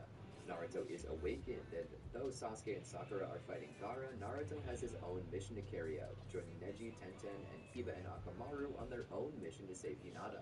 They chase down the Kumonin and defeat them, rescuing her and returning home.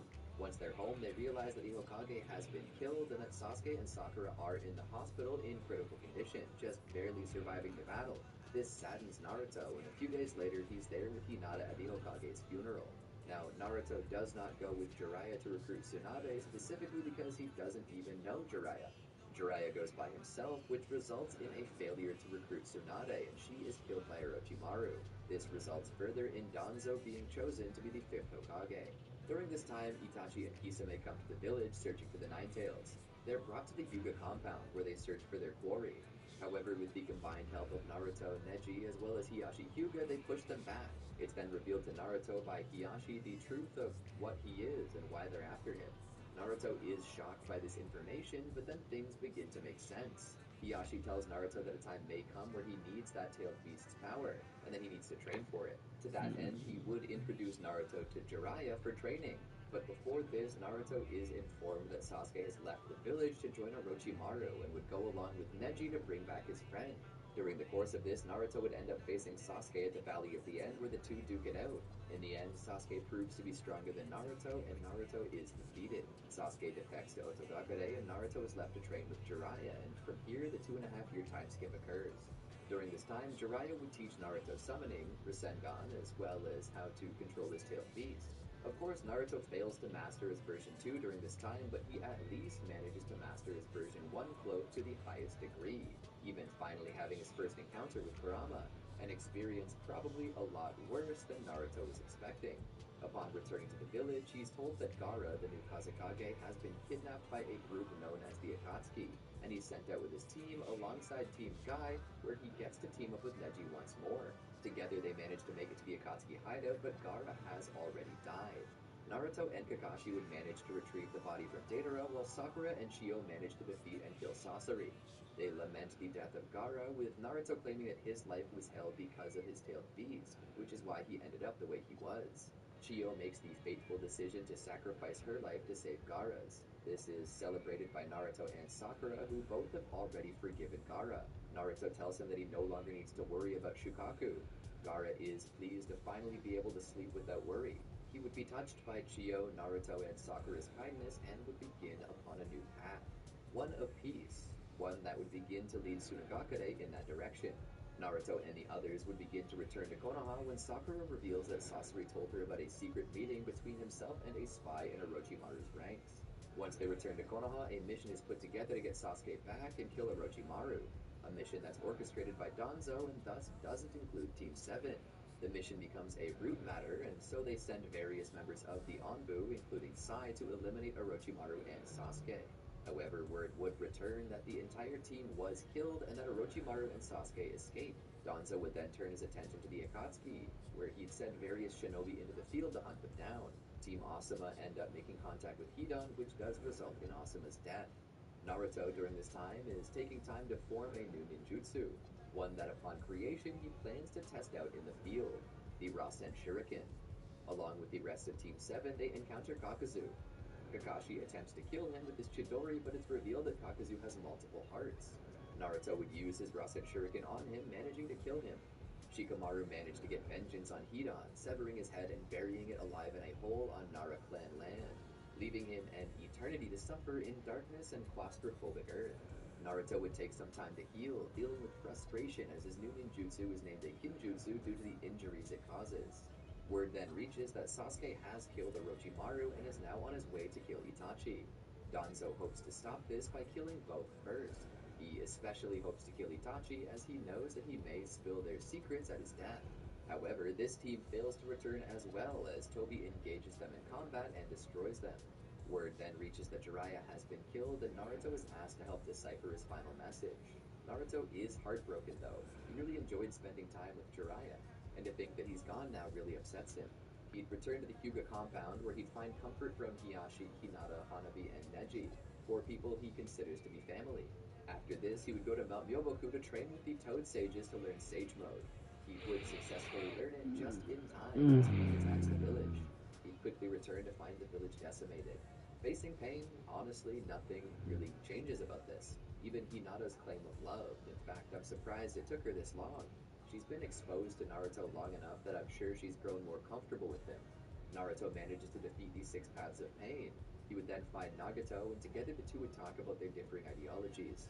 Naruto would convince Nagato of the errors of his ways, which would result in Nagato deciding to revive the dead he had killed in Konoha with the Samsara of Heavenly Life technique.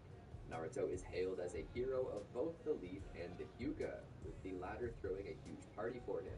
After this, though, comes the 5 Kage Summit, which Danzo attends. However, Sasuke crashes the party. He had killed Itachi, and after passing out, he would have been notified by Tobi about the truth of the Uchiha and what had happened. Since then, Sasuke's search for vengeance had transformed from hatred of his brother to hatred of the village, and he's since set out on the warpath to destroy the village. That warpath leads him to the 5 Kage Summit where he plans to kill the Hokage, Danzo. After the 4th Shinobi World War has been declared, all Kage scatter back to safety after the alliance is formed. Danzo is cornered by Sasuke. At first, Danzo has the edge due to his usage of Izanagi. However, Sasuke manages to survive the finite time limit with Karin's help, and finally, in the ultimate act of betrayal, he stabs through Karin to kill Danzo. Sasuke is then encountered by Sakura, Kakashi, and Naruto. This results in a short battle between Naruto and Sasuke, which results in Sasuke fleeing due to going blind from overusing his Mangekyo Sharingan. Naruto is also accidentally poisoned by Sakura, who had attempted and failed to kill Sasuke. They return to the village, and Kakashi would be elected to be the new leader of Konoha, acting as its 6th Hokage. First order of business, put Naruto in a safe place. If he is the ultimate goal of the Akatsuki, he needs to be hidden so that the Akatsuki can never finish their plans. Naruto would be sent to train with Killer Bee, who would be helping him learn how to master his tailed beast's power. First, though, he's required to corner the darkness in his heart, but once he's conquered that, he can move on to conquering the darkness in Kurama's heart.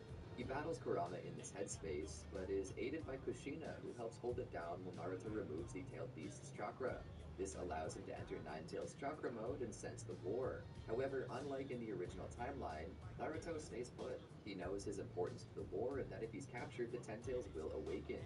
If anything, he needs to stay behind and guard Killer Bee to ensure that nobody gets the Eight-Tails. However, Kisame Hoshigaki appears to take the Eight and Nine-Tails from them. After overpowering him, Naruto would inform him that he can't take their tailed beasts. Kisame would state that he doesn't need to. All he needs to do is take some of their chakra. That is all that's required to awaken the Ten-Tails. Kisame then flees, and though he's caught and killed, his blade Samehana is nowhere to be found.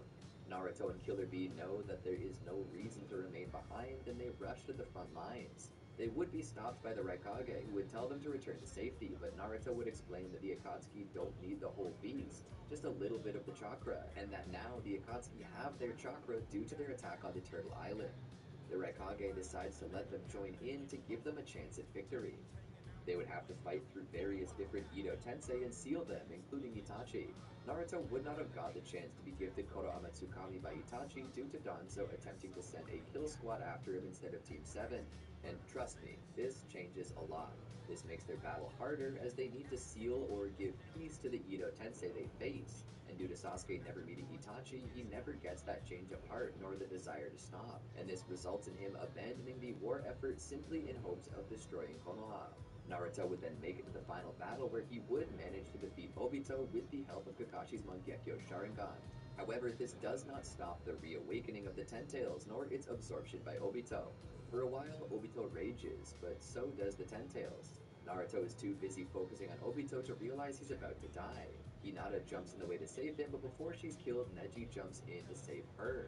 Naruto is stunned. Neji looks back upon the road they've come down and finds it ironic that, in the end, despite having been given a choice, he still chose to serve the main house and die for the heiress. Naruto begs him not to go, but Neji can't hold on. He entrusts the future to Naruto, telling him that Naruto's dream to free the branch house is worth chasing, and he needs to accomplish it. He then dies, his curse mark kicking in, sealing his Byakugan. Naruto doesn't know how to respond, but Hinata tells Naruto that Neji and so many others have died just to get Naruto this far and are entrusting the future to him. She snaps him out of it, and Naruto begins to fight against Obito. Naruto, however, cannot beat him alone and is seemingly killed. Hinata and Sakura desperately try to wake him, but he seems to be gone. In his own head, he laments his death and how he failed everyone. He's then met by the Sage of Six Paths, who wakes him and tells him that the threat of the Ten-Tails must be quelled. He then tells Naruto the story of the Ten-Tails, Kaguya, and the infinite Tsukiyomi. He leaves it to Naruto to stop the events from transpiring. To this end, he gives Naruto some of his Six Paths chakra, and awakens him. Naruto awakens. Sakura and Hinata ask him if he's okay. Naruto says that he is, and that he knows what he must do. He rushes to the battlefield to face Obito. Obito asks him if he's back for more. Naruto opens his eyes, revealing them to be Tenseigan, and tells him that he is. Obito mentions that something about Naruto has changed, and Naruto notes that it has, and that he won't lose again. He activates his Tenseigan chakra mode, his body flaring to life with blue chakra as truth-seeking balls appear behind him. Naruto attacks Obito and manages to beat him back, removing the Ten-Tails from him. After having a heart-to-heart, Naruto convinces Obito of his wrongdoings the same as he had with Pain, causing Obito to desire to bring back the life of all those he had killed in the war. However, he fails as Black Zetsu forces him to revive Madara. Madara is revived and absorbs the Ten-Tails himself, becoming its Jinchuriki. Naruto saves Obito from death using his yin-yang release and then proceeds to fight Madara, but he cannot beat him within the time limit and the moon rises overhead. Madara is ready to cast the infinite Tsukiyomi, but Black Zetsu betrays him, transforming him into Kaguya Otsutsuki. Naruto would then engage her in battle along with Sakura, Kakashi, and Obito. Obito is killed by Kaguya's all-killing Ash Bones. However, before he passes on to the afterlife, he allows Kakashi to use his double Mangekyo Sharingan. Now, believe it or not, Naruto has two ways to defeat Kaguya. He has seals, yes. I assume that if Hagoromo gives him both halves of his chakra instead of just one, then Naruto will get both seals. However, there's also the other way, which ironically is the same thing. Naruto right now has the Tenseigan, and the Tenseigan, much like the Rinnegan, has control over the attracting and repulsing forces of gravity, but on a far greater scale, as the Tenseigan's feats in the Naruto movie put its Chibaku Tensei powers on par with Six Paths Chibaku Tensei, which was capable of imprisoning Kaguya in the moon. So if we assume that Naruto can manage to pull off such a feat, he could defeat her in that way too. That is the reason why I'll end this battle as such. Naruto claps his hands together, touching the two seals as he uses the power of his Tenseigan to create a massive Chibaku Tensei the size of the moon, and manages to lock Kaguya away in it. The Sage of Six Paths then brings everyone back from that alternate dimension. Due to this, peace resumes, however, not all is well. After the war, Naruto must find and face Sasuke. Naruto would manage to catch Sasuke and the two would fight, but Naruto would manage to beat Sasuke and Sasuke would be in prison. Unable to get over his hatred, he rots in prison. Time would pass and Naruto and Hinata are officially dating each other. However, Toneri has his own plans. He beats the crap out of Hiashi, which Naruto takes personally. Going even more personal, Toneri kidnaps Hanabi and removes her Byakugan to put into his own head. Even more personal than that, he kidnaps his girlfriend to force into a marriage before he ends the world. I'ma tell ya, Toneri just pooped in his Easter basket. Naruto goes to the moon and the two Tenseigan users do battle. Naruto shows greater power, training, skill, and overall ability, which results in Toneri's defeat. Naruto would then show his kind side by not killing Toneri, instead simply showing him the truth that it was not Hamura's will to destroy the Earth. And because of that, Toneri repents his decision to destroy Earth and remains a recluse on the moon, despite an offer to come to Konoha. He vows to protect Earth from his place on the moon, just as Hamada did all those years ago. After this, a lot of time passes, and Naruto marries Hinata, and the two begin to have children. First is Boruto, his name of the same convention as Naruto and Minato's, but also a slight reference to Uncle Neji. Then, not long after that, Himawari is born. Hinata would take her place as the heir of the Hyuga clan with Hanabi's blessing, and Naruto would end up thrust into the Hokage's spot since there is literally nobody else who can. Not exactly the dream he hoped for. However, Hinata decides to change things herself and discontinues the ritual of branding all secondary branch members, just as Naruto had hoped. Naruto would then lead the pillage. Eventually Momoshiki and Kinshiki would appear. The issue here is that I don't know if they can find Naruto.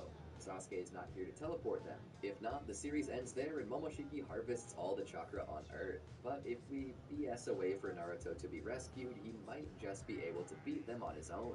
When it comes down to fighting against Ishiki, Naruto might need to use Baryon mode, which would definitely kill Kurama, but we get to see an awesome version of Baryon mode in which Naruto's cloak and tails are blue.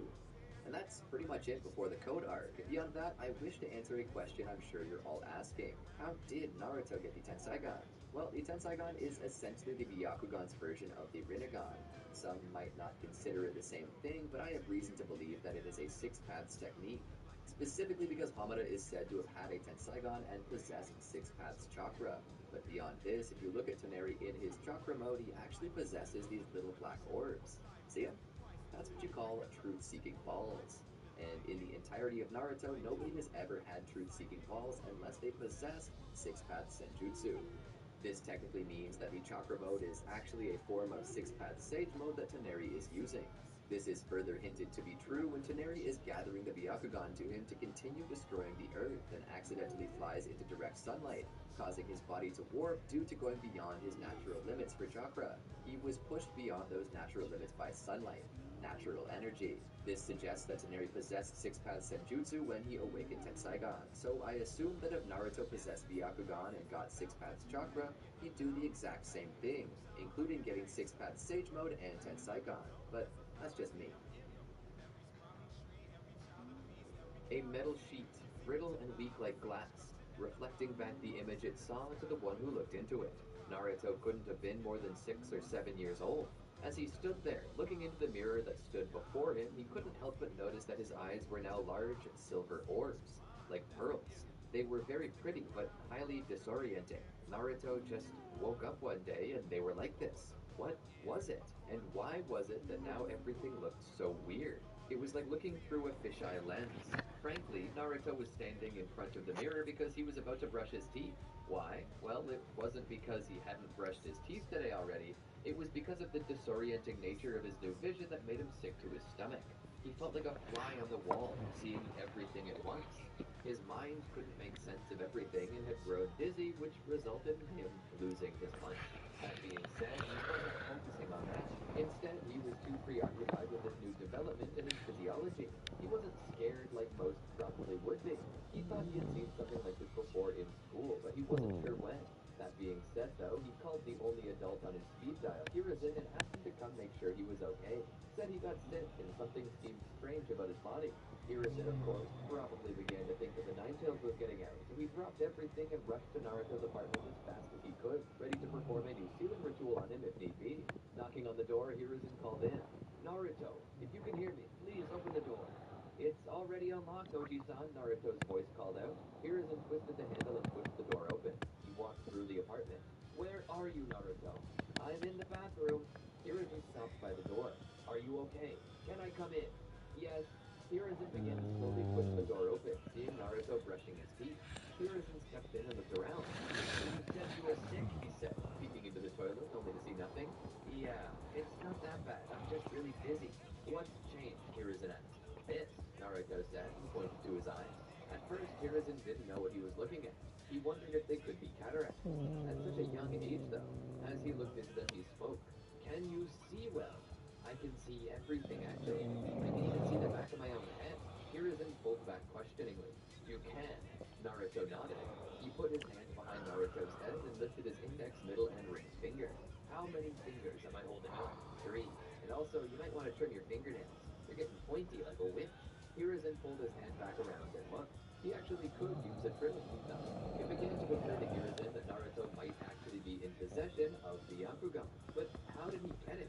Something was very strange here. It shouldn't be possible.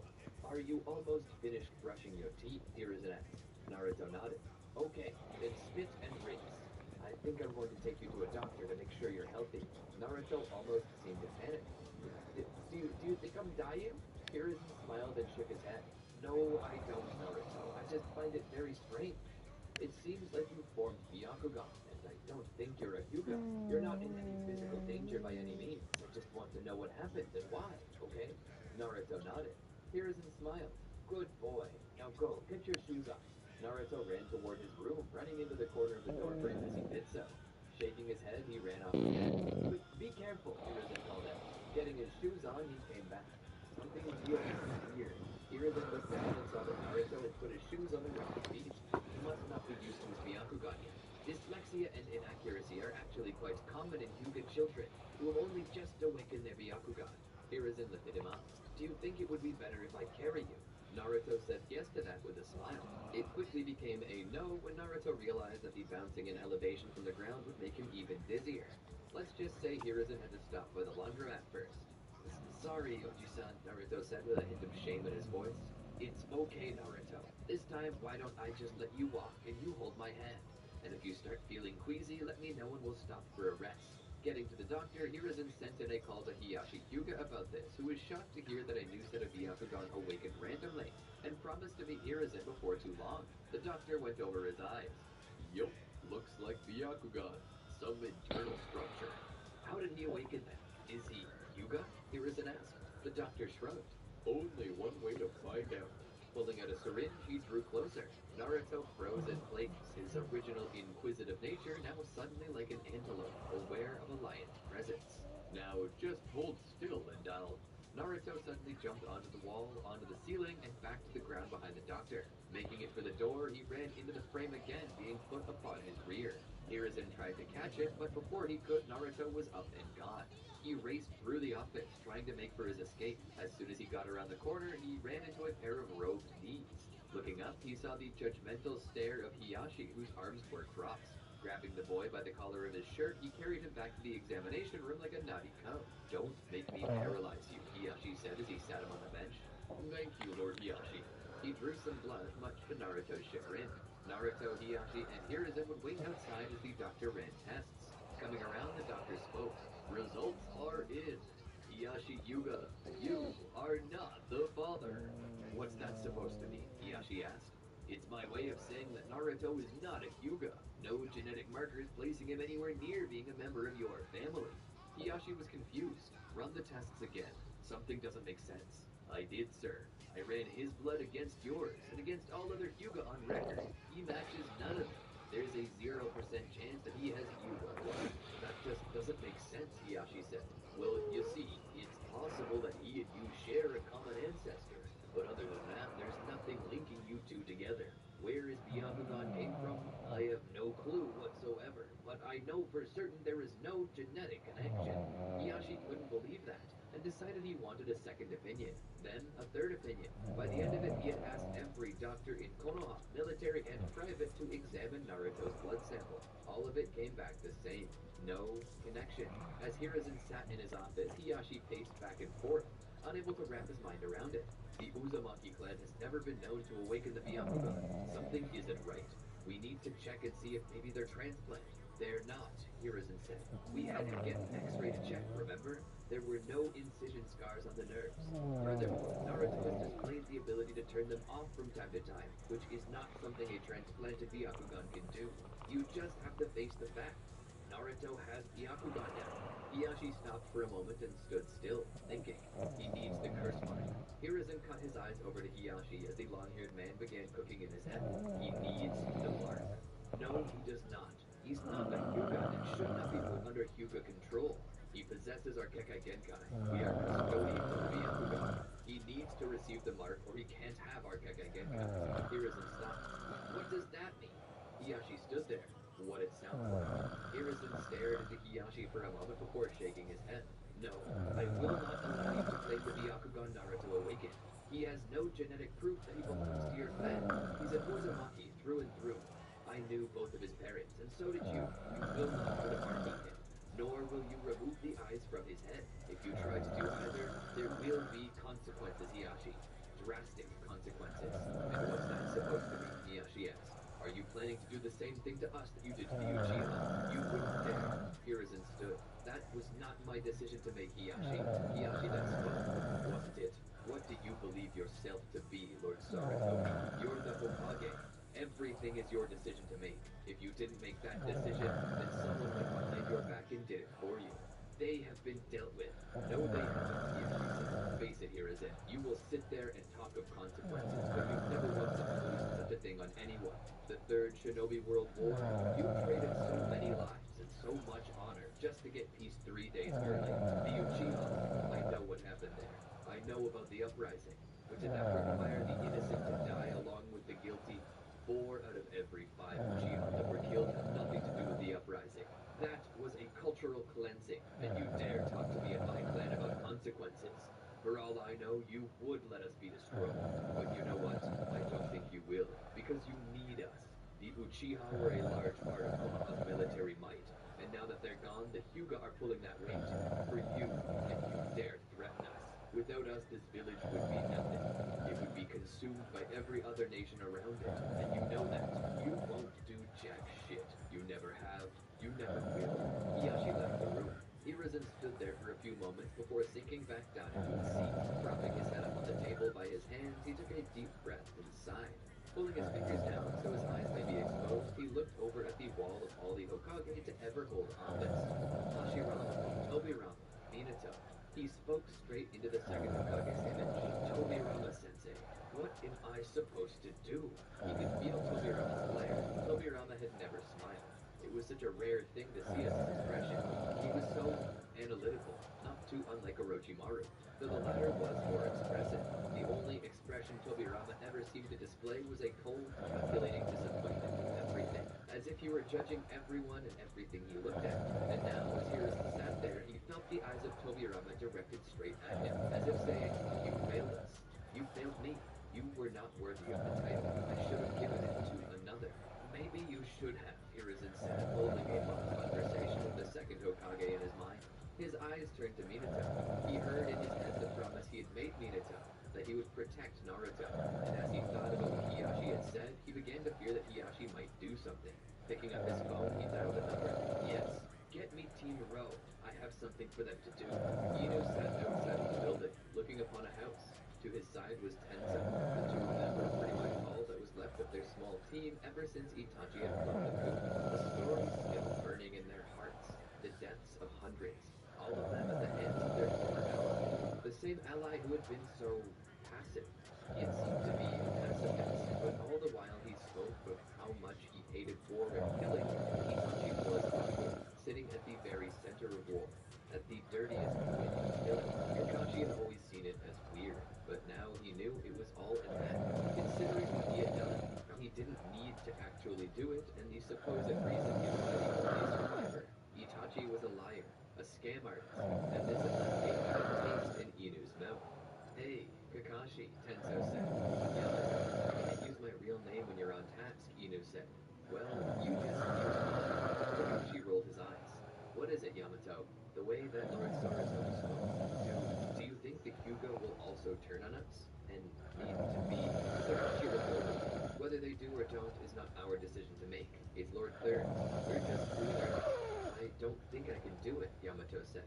Our team is responsible for the deaths of all of those Uchiha, those children. For a moment, Yamato flashed back to his time under Orochimaru's care. How he had been taken from his home and experimented on opposite of children. How he had been the only survivor. Survivors killed, and the count of being connected to Itachi, who had done something so evil. And now the fear that he might be ordered to do the same to the Hyuga. He wasn't sure his heart was strong enough to do it. Kakashi wanted to reprimand his subordinate for questioning orders, but at the same time, Kakashi felt the same. He had seen enough death to fill multiple lifetimes. He didn't want to see more. We just have to hold out hope that nothing will happen. You know Lord Third doesn't want anything bad to happen to the Hyuga either. What comes next will be the Hyuga's decision, not ours. All because one little boy gained a Byakugan. I wonder what's so special about him who could upset the balance in Konoha. The balance in Konoha has been this way since the Uchiha clan downfall. The Uchiha were seen as threats to the village since that big 7 years back, but most agreed that the response was too far. Some blame Hiruzen for the reaction, for lack of strength, saying it's his fault that so many innocent people died. Perhaps Lord Hiyashi is simply angry about that. Angry and worried. There may not be any threat to the village right now, so don't worry about it. We're just here on guard duty. If we're lucky, we won't have to see anything happen to anyone. Kakashi continued to look through his binocular. He saw Naruto in his kitchen eating a peanut butter and jelly sandwich. He sat there and proceeded to check down. Who is this kid anyway? Yamato asked. As Kakashi watched, he smiled. Someone very dear to a couple I cared about. Yamato looked up. You know his parents? Kakashi remained quiet. I won't pry out too deeply, but impossible. I'd like to know if there's a reason that he awakened the Byakugan, and if it's because of them. You're not paid to ask questions, Kakashi said. Technically I am. On to investigate as well. Yes, but you're not paid to investigate this, so sit back and be quiet. Yamato let out a sigh. Fine. Some time passed and nothing seemed to be happening.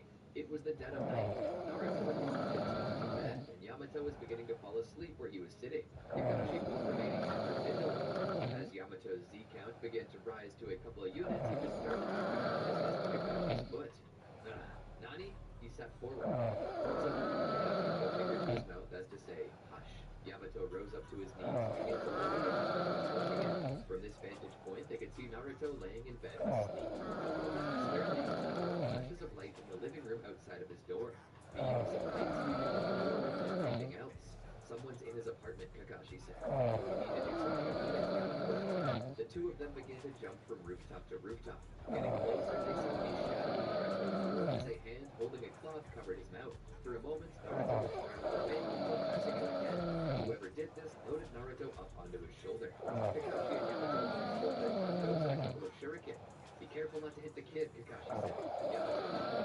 Kakashi led the charge, jumping from the roof through the window, landing over Naruto's back close to his head. Yamato was close behind. Seeing one of the shadows peeking at him, Kakashi threw his shuriken, hoping for the guy to dodge. There was much scrambling and the sound of voices giving orders. Everything became urgent. Yamato rushed into the living room and saw the group exit after chasing after. They saw them jump over the railway toy rooftop below. They began escaping in that direction. Yamato and Kakashi followed after closely. As they chased, Yamato spoke. Kakashi, I'm nervous. Where does the Hyuga? Who cares?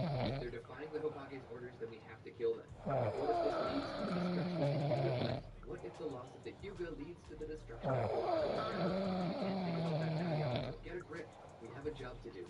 Yamato nodded. They passed Koko's feet outside of Konoha. As they ran through the forest, Kakashi tried to throw kunai so that the shinobi escaping with their prey. Missed. Tenzo, Kakashi called. On it. Yamato began using hand signs. It was a good thing they were in a forest. They were in Yamato's element. What were these? Activity in the world of trees. Suddenly, the entire forest around him became a lustrous mist. The best thing about this was he didn't have to waste more chakra forming the wood required to do this. He was nowhere near Hashirama Senju's level of expertise. It was best that he had trees around, so he could make use of his techniques without wasting more chakra than needed. The forest seemed incredibly lush as the shinobi pumped and weaved through every branch and limb. Suddenly, they passed by a certain tree with many vines. The vines reached out and grabbed the shinobi's legs, dragging them back. The shinobi attempted to cut themselves out. Suddenly, a vine wrapped around Naruto and made him free. The strange shinobi pulled their weapons, foregoing the surrender Kakashi and Yamato performed. They would struggle with Kakashi and Yamato until every last one of them were dead. As they stood there looking down, the flying shinobi couldn't help but feel fear. Reaching down, they pulled off the mask. They were the Hyuga. Yamato let it aside. Though they had hidden it, they possessed the arts of Kurosawa and former protectors. Kakashi stood there, looking at them for a moment before shifting his attention to Naruto. Jumping up into the trees, he cut the boy free and cradled him in his arms. Looking down as the shadow struck, he felt a bittersweet pain echo through his heart. The friends he had lost, family, everything. Yet now there was a chance to share a connection he had felt since was severed. We need to return him to Konoha. Kakashi and Yamato were explaining everything that had happened. We killed the offending shinobi. They appear to be with Kumo. Hiruzen thought about it. Remember, the Hyuga affair realized where Kumo was to get their hands on the Byakugan. They would even attempt to capture a 3-year-old girl who could take her eyes. It was no surprise that something similar would happen to Naruto. Hiruzen would mention this to the Raikage in a meeting, and of course the Raikage denied it, saying that he had no shinobi in the area. But the Raikage wasn't blind, as Hiruzen knew it all too well. It wasn't long after that Hiyashi showed up in the Hokage's office. Kumo has their dirty hands back in our business. Hiruzen nodded. Hiyashi stood there for a moment before rolling his eyes and sighing. Look, Hiruzen, I'm sorry for what I said last time we met. I said a lot of disrespectful things that were out of line. Hiruzen raised his hand. No, what hurt most was the realization that I'm not the strongest Hokage to exist. I cannot rule all the nations. I can't even protect one child, let alone a whole village. It was then that Hiyashi spoke. I know you want to protect Naruto, but so long as Hiyashi is protected by a person of some sort, he will always be in danger. Hiruzen listened. I know, but I just... Hiyashi pushed a scroll forward. What's this? Hiruzen asked as he lifted the scroll up. This is a formula. It's the same type of fuel, but we could use alterations to it to protect our own seal. You can put this on it. The control of the seal will be completely and utterly yours. The Hyuga won't have control of them. His Byakugan will be sealed, and nobody will be able to take them from him again. Hiruzen looked at the scroll and thought about it. I don't know. I know it seems cruel, but it's better to err on the side of caution as opposed to letting things continue and risk Kumo trying to save him. Hiruzen nodded. Hiruzen would knock on Naruto's door that very same day. Naruto would slowly open the door. It seemed he was still a bit traumatized and was distrustful of strangers. Hiruzen offered a smile. Hello, Naruto. How are you today? Naruto was silent. Hiruzen would speak. I take it you're still pondering what happened last night. Naruto nodded. Well, I actually wanted to talk to you about the possible way that we might be able to better protect you. Would you like to hear about it? Naruto nodded again and let it in. As Hiruzen stepped in, he spoke. After what happened last night, Hiyashi came to offer me some advice. But I don't wish to do anything without your approval first. Hiruzen sat down and set Naruto upon his lap. Lord Hiyashi, no, before you ask, it's not going to do anything bad to you. It's just a seal I can put on you that makes sure that nobody can ever again try to take your ability. If you wish, I can plant it on you, but the question remains, nobody wants me to do this. Naruto thought for a moment. Will it hurt? Hiruzen shook his head. No, you'll probably even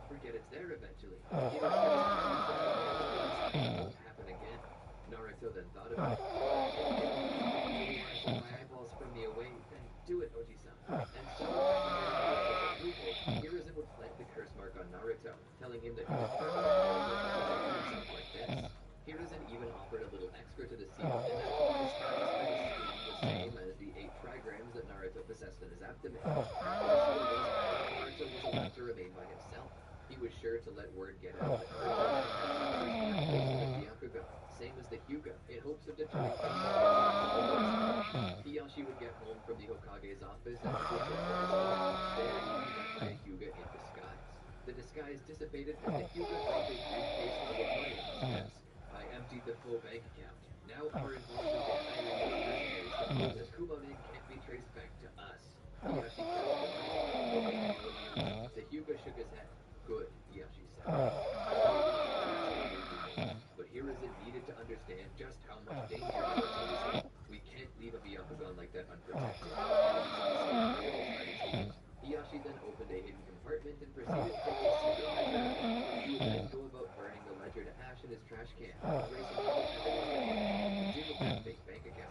And now that the money was back in his possession, he would have to solidify assets to clean the money. Nobody will ever know. For the next month, Naruto would attend the academy, where he'd proceed to be picked on for having a Byakugan. But he would catch the eye of another student, one Hinata Hyuga, a daughter of Hiyashi Hyuga. She had overheard her father mention the Hyuga, and now she understood who it was. His biggest crush.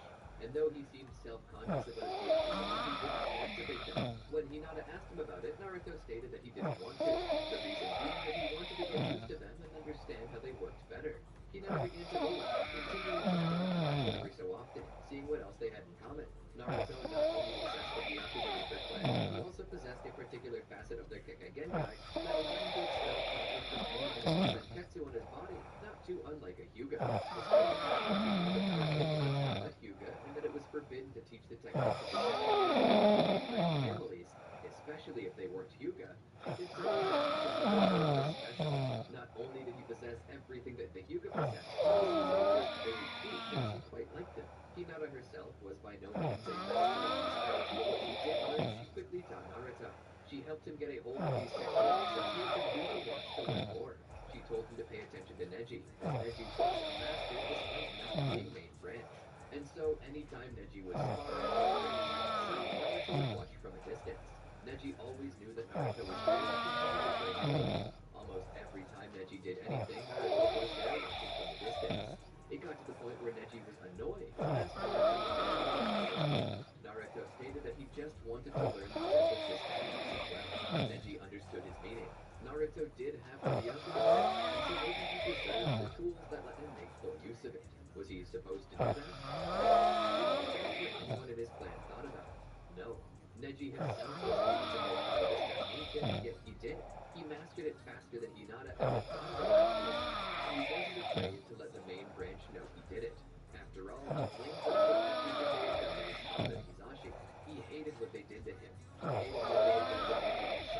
He hated the way they carried themselves, their strict nature, and the fact that they basically enslaved their own family to the rules that prohibited them from ever telling the truth. Neji couldn't do much to rebel against the Hyuga and their useless, overly self-protective demeanor. If he could shake up their snow globe by giving Naruto everything that made the Hyuga who they were, he would do it in a heartbeat. Maybe if he stripped the authority of the Hyuga would fall apart from the inside out. Then, maybe that was his hope, and that was the exact reason he began to carefully instruct Naruto in the ways of the gentle prince, even going so far as to teach him the 8 trigrams techniques. Naruto was not a quick learner, and Neji hated that. But Naruto did have a good patience. Anytime Neji showed him something, Naruto would practice until eventually he would get it, even if it took him quite some time. Eventually, by the time he was 12, Naruto had long since completed his training with Neji. His chakra control was impeccable, as Neji had trained him to do, and when it came time to graduate from the academy, Naruto quickly passed and was assigned to the assigned to none other than a team led by Kakashi himself. Both Kakashi and Yamato were removed from the Anbu by Hiruzen after Naruto had been captured. It was too obvious that they were too great in their heart to be able to do what was needed to be done in this Anbu. They were sensitive, even if they wouldn't admit it, and Hiruzen knew that the best thing they could do for them was to let them be free to make their own choices. And so that's exactly what he did. He set them free, and when the time for the next generation to take on a sensei opened up, Kakashi was quick to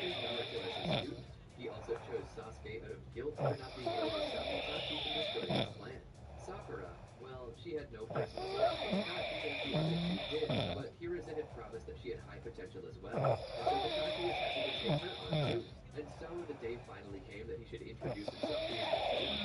Kakashi slowly walked down the hall toward the classroom where his students were sitting. He stood outside of the door for a moment and let out a sigh. He wasn't used to the idea of being a mentor. He'd always been more of a loner. But to be honest, he saw a reason to make use of the lessons that Obito and Minato-sensei had taught him. And so, having got his bearings, only for a chalkboard eraser to fall upon him. Sasuke sat there with Sakura, their eyes in shock that such a prank would actually work. Kakashi sighed. I already hate you guys. Naruto stood there, huffing and puffing. Neji, still in a defensive position, smiled as his stance softened. Your Byakugan are unlike any other. Byakugan is something some are born with, and others must bred for. I grow my Byakugan's potency, my maximum range, I refuse to let it stay there. All the while, Lady Hikaru's yours can see an effective range of 20,000 years. How does one with no Hyuga blood develop a Byakugan strong? The main branch. And this is without any training whatsoever. I don't know, Naruto said, trying to catch his breath. Your guess is as good as mine. My eyes were like this. Neji returned to his full height. What, Naruto asked. I can see that your eyes are just distance. You possess a very rare ability you can gaze into the very heart with your Byakugan. Your gaze. If it's within your sight, you can see it. Neji walked over and grabbed a water bottle. He downed half of it in one go. In the community, the likes of Ino Yamanaka are constantly looking to look inside of the very mind. Maybe you should consider that.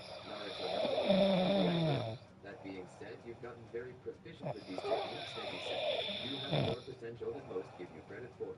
There's always room for improvement. If you continue to train like this, you will come as close to perfection as any other. Naruto took these words to heart and would continue to study, train, and work with the techniques he'd been shown, all the while working with his team. His ability made him to do the things he was asked, but not every mission is a lady. On one particular escort mission, the name of Naruto and his team discovered true danger. Having met with an elderly Seven was chosen with the intent of helping them learn a safe way for them to get used to the things that Team 7 were ecstatic. The idea of adventure brought them as Kazuna looked upon the innocent faces of these inexperienced friends. Guilt was guilt. I'm gonna get these poor children killed. Disappear. For a moment, it was as if Kazuna and Naruto looked deeply into Kazuna's eyes with the most concerned look. At this moment, the same feeling you would get upon realizing that or if a hacker had hijacked your face cam in secret. Somehow, but he wasn't sure why. There's no chance that this will happen, right? Kazuna thought. As the others smiled and laughed, Kakashi noticed that Naruto's demeanor had changed. Naruto looked at Kakashi. Kakashi said, something's wrong. What is it, Naruto? Naruto sorry, I was just trying to remember if I Kakashi's expression softened. Oh, that's a big thing to forget. For quite a few days. I suggest you go back to make sure. Nah, that's the benefit of the Byakugan. I can see my skill here. Naruto said with a smile and a giggle. Kakashi smiled as well. Turning around, Kakashi was despite this, Naruto kept his guard up near Tazuna. The man's mind, which Tazuna would notice. Why not? You look familiar to me. Do we know each other, Naruto? Of course not. Now turn those creepy papers away from me. That Naruto wasn't still looking into the man's bare soul. The more Naruto dove into Tazuna's mind, realizing that he was another malcontents. As they slept one night, Naruto Naruto, what the hell, man? Sasuke said, still in a asleep. Naruto whispered, to you about something. Naruto shook his head. No, I gotta mention it now. You can all be dead. I'll tell you again. This got Sasuke's attention. Naruto then began to explain to Sasuke everything he had learned from reading Tezuka's mind. Naruto wanted to keep it a secret, but felt like if he should tell anyone, why Byakugan can't just see long distances and through objects. It can see directly into a person's heart, into their psyche. With it, I could read minds as easily as anyone. And when I looked into Tezuna's heart, it was filled with guilt. I looked deeper for a bit longer, and I discovered that he lied about what the mission was about. From thieves and muggers, he's got a hit list on him. Assassins, they could be coming for him. And if we stand in their way, they won't hesitate to kill us. Sasuke laid there for a moment before sitting up. Wait, you without permission? Naruto pulled back. That's not the most pressing issue. It seems like a pressing issue to me, Sasuke said. Sasuke, we're about to be attacked by Chinese assassins who make a living off of killing people like you and me. Sasuke looked at Naruto with a glare. This time I feel like I'm being judged. Be honest with me. Is that you? Naruto looked at him. Is that you? Naruto sighed. Yes, Sasuke, it's me. Sometimes it's easier to just look inside of your mind rather than ask. That my mind is mine, and you shouldn't snoop there. I'm sorry. But now we've got bigger problems. I don't think we should always do that. Sasuke looked over. Should we tell Kakashi? Naruto nodded. Only to realize that he was already awake, feigning sleep and heard the whole conversation. Kakashi and the team spoke together about it. He asked if they could afford the mission, but Naruto looked back at Tazuna. I don't think so. Why is that? Because he's dreaming. They're not good dreams. He's having we're not here to help people. What is a shinobi really good for? Kakashi and Sasuke because of that, they decided to stay on mission. They kept their guards up, being ready for anything. Naruto was point man due to his Byakugan. Kakashi was at the rear. Sasuke was toward the middle. After he breaks the Sharingan, he was aware of his surroundings. Kakashi and Sakura were both Sakura even asking about that. Sasuke told her it was a story he didn't know. Sakura pressed, Kakashi stepped in and told her it's best to let sleep. What do you see, Naruto? Kakashi asked. That and I sense thoughts, emotions. What kinds of thoughts and emotions? Kakashi asked. Murderous ones. As if hearing his words, the two giants sprang from the water. Sasuke was the first to move. He jumped into the air to his receptor, and he sprang to the chain they used to connect to each other. He grabbed it and used it to smash it on the ground. Naruto came running up from the outside and quickly, precisely before they had a chance to get up, they were already buried. Naruto would then use the Byakugan to search their minds for who hired them, and if there were any others in LA. He discovered that they had been hired by a man named Gato, and that they had been beings. Another one ahead being led by someone very close to him. His partner Haku. The moment Kakashi heard these things, he was after all, this was a former member of the Seven Golden Swordsmen. Kakashi knew that they should turn around, but Tazuna would fall on his hands and knees, begging direction.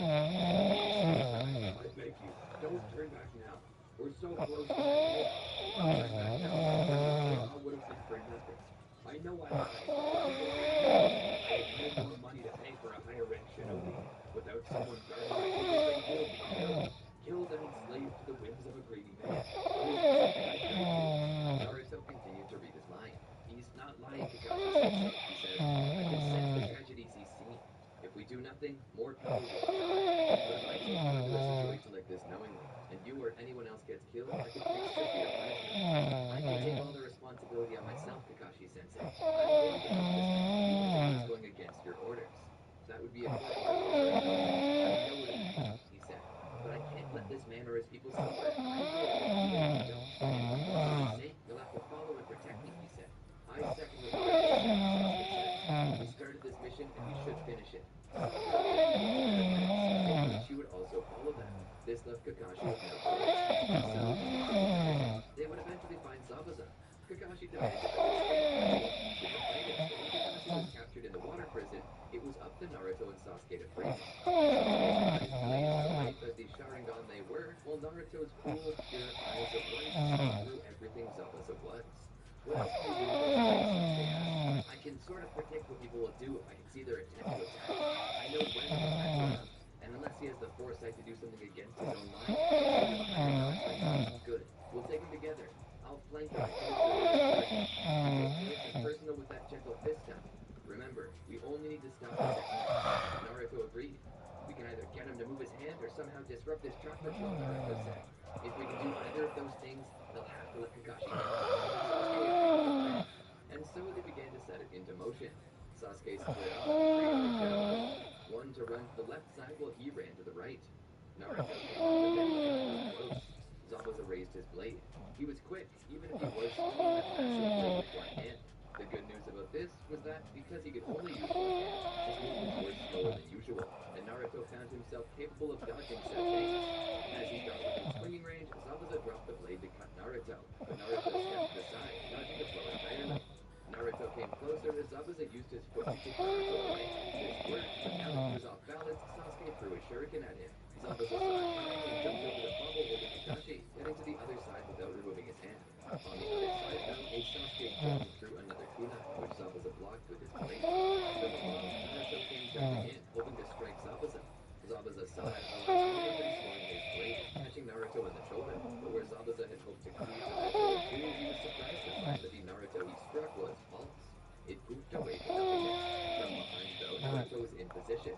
He had Zabuza in range. He moved as if he had performed 8 trigrams 64 moves. The speed of the attacks increased with every strike he sent out. Upon reaching the 64th, he put his hands right into the small of Zabuza's back, sending him flying. Zabuza rolled away and crumbled. The water prison failed. As Zabuza lay there, he knew that not only had Naruto closed many of his Tenketsu, but he was certain that he had broken his spine. He had caught Zabuza off guard. Because of that, Zabuza was paralyzed. The scariest thought, though, was that he might never regain function in the lower half of his legs. Suddenly, from the trees, Haku landed. He walked up to Zabuza to check on him, seeing the unnatural position he was laying. Haku looked back in sorrow and anger. Naruto immediately knew. You care for her quite a lot. You ruined this, he said, ready to attack. I saved his life, Naruto said. He's lucky it was me and not someone stronger. If it had been anyone else, like my friend Neji, he would have shut down all the Tenketsu going to his brain. I know I could have. Neji would have. He may have broken his back, but it doesn't mean he'll never walk again. The spinal cord is still connected. But let this be a wake-up call. It's time to consider a new career choice, because eventually this is going to lead you to death, you know? Haku did his best to stabilize his master. Team 7 would head to the village to Naruto and Kakashi was surprised with how well his team handled a threat as powerful as Zabuza and began to wonder if he had been underestimating them. Kakashi and his team guarded the bridge. Naruto set forces against them, but they were easily repelled. Eventually, the bridge reached completion. Naruto and the others would be thanked for their help, with Kazuna promising to properly reimburse them later when the village was back on its feet. With that, they returned to Konoha. Kakashi was quick to tell Hiruzen about the amazing feats they accomplished. Hiruzen smiled, knowing that Naruto and the others had the potential all along. It was because of this that they were allowed to enter the Chunin exams. The exams consisted of 3 different parts. One was a written test, the second was a team test via a former captain deployment, and the last was exhibition matches. Due to his Byakugan, the written test was a breeze, as he could see every answer in the room, including the secret answer sheet that Hikinari was keeping hidden in another room. And in the forest of death, they would find a scroll opposite theirs. Naruto could see a distance of 12 miles and possessed X-ray vision as well, so it wasn't impossible to find. Despite this, they were still attacked by Orochimaru in disguise, and it was here that Naruto's ability to read minds truly backfired. Not only did Naruto feel Orochimaru's killing intent, the same that was enough to make someone pass out, but Naruto could also read Orochimaru's mind. He saw the depravity within, the people he had killed, and the fates he had set up for his team. This was debilitating. Sasuke was left alone to face it, which resulted in Sasuke being granted the curse mark of heaven. For some time, Sasuke is out like a light, and it's up to Naruto and Sakura to protect him. As an enemy team from Otogakure appears led by Dosu, Naruto tells Sakura to stay behind as he himself goes off to face them. Naruto, his Byakugan already active, his veins bulging, speaks. You best move along before I leave you a prisoner in your own body for the next 2 weeks. Dosu smiles. A lot of bluster from one measly Genin. A lot of pride from 3 measly Genin, Naruto shoots back. I'm only outnumbered, friend, not outranked. Only technically, Dosu said. Not just technically. Whether you think you're Chunin or not, you're still not outranking me. Then perhaps we should let our abilities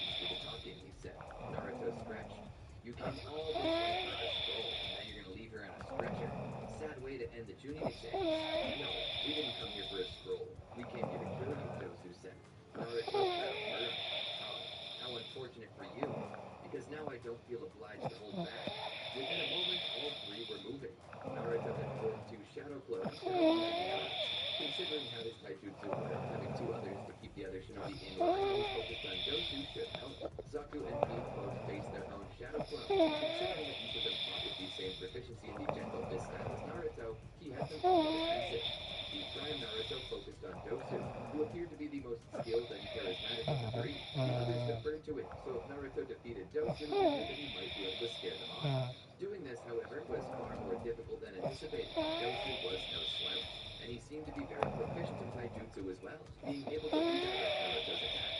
Naruto and Dosu traded blows for quite some time. Naruto stepped back. Dosu seemed a bit winded. Naruto felt like he was only just now getting started. What's the matter? Is that all that's in the tank? Naruto asked as he stepped forward. Suddenly, he was overcome with a sense of vertigo. Dizziness overtook him, which didn't help the fact that he had fixed vision via his Byakugan. He ended up falling back on his rear. What did you do to me? He asked. Dosu smiled. I simply did to you what I do to anyone who stands against me. I forced you to experience the wrath of the hidden sound. Naruto could hardly stand now. Could barely see. There was no way he was going to be able to utilize his gentle fist now. He began to crawl away as the enemies drew closer. Stay back, Naruto shouted. Naruto had confidence from earlier. You were filled with so much self-assurance and pride. And now, here you are, on the ground, begging for your life. Can't you at least die in a cool way? This is pathetic. It was then that a battle cry of rage could be heard. A purple chakra aura exploded out of the cave, drawing everyone's attention. Suddenly, out from within shot a shadow so quickly that the eye could hardly see it. For a second, Naruto couldn't tell what it was. All he sensed in his mind was a wrathful instinct, like a rabid wolf attacking anything indiscriminately. Naruto knew he was in as much danger as these three. As he looked closer, he noticed that it was Sasuke, and covering his body was an unusual set of markings. Sasuke quickly made short work of them. He stepped in, ready to kill, but Sakura came right toward him. Naruto reached out as if to stop her. No, wait, Sakura! She's gonna kill you! He latched onto him from behind. For a moment, Sasuke tried to shake her off like an angry bull, but she held tight, begging him to stop. And as she did, Naruto saw Sasuke's emotions change. He began to calm, recognizing her and opting to no longer pursue his rage. This gave Team Dosu enough time to escape. Sasuke calmed down, and the marks proceeded back to their core at the nape of his neck. Naruto tried to draw a bit closer, his senses slowly returning. After this, they finished their journey to the center of the forest, where they would pass the second test of the exam. The third was exhibition matches, and these Naruto had very little issue with, though Sasuke had a bit more due to his inability to utilize ninjutsu after Kakashi concealed it for his life. After getting a month off and train, Naruto would discover Jiraiya for the first time outside of a woman's bathhouse. Upon seeing Naruto's eyes, Jiraiya got the worst idea ever. Can you use those things to peer into the bathhouse? He asked. I can, but why? He gave Naruto a piece of paper. Draw what you see. Ebisu would not stand for such a thing. Not only was it bad for Jiraiya to be doing what he was doing, but to include Naruto sponsoring his delinquency was not something Ebisu would stand for. Jiraiya laid off, but all the same, the secret was Jiraiya had been called here by Hiruzen, who wanted him to meet Naruto. And now that he had, Jiraiya understood why Hiruzen called him here. This boy was the Nine-Tails Jinchuriki. Naruto would be praised by Jiraiya to the point that he could make use of his version 1 cloak. He taught Naruto much during that month, and Naruto's strength due to these new techniques was heavily raising his effectiveness to the point that Naruto began to wonder if he should be in the Jonin exams. I don't think that there is such a thing, Jiraiya told him.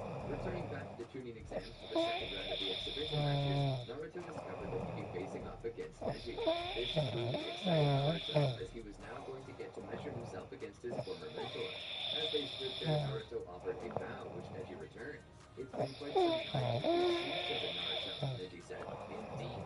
I've heard of the things you've accomplished. You brought down a rogue shinobi and a former member of the 7 Ninja Swordsmen of the Mist. That's not a lie. It may be exaggerated. Sasuke was there helping as well. If it hadn't been for him, then it wouldn't have been possible. That and Zabuza heavily underestimated us. Even still, such a feat is impressive, Neji said. You should feel proud. As they got into their fighting positions, Neji spoke. I hope you've been training hard. You haven't been slacking, have you? Naruto smiled. Trust me, I've been keeping it up to snuff. And I've learned many other things as well. I'm excited to get the chance to give you my all. I'm excited to give you my all. Are you ready? Naruto nodded. I am. The match then began. Naruto and Neji rushed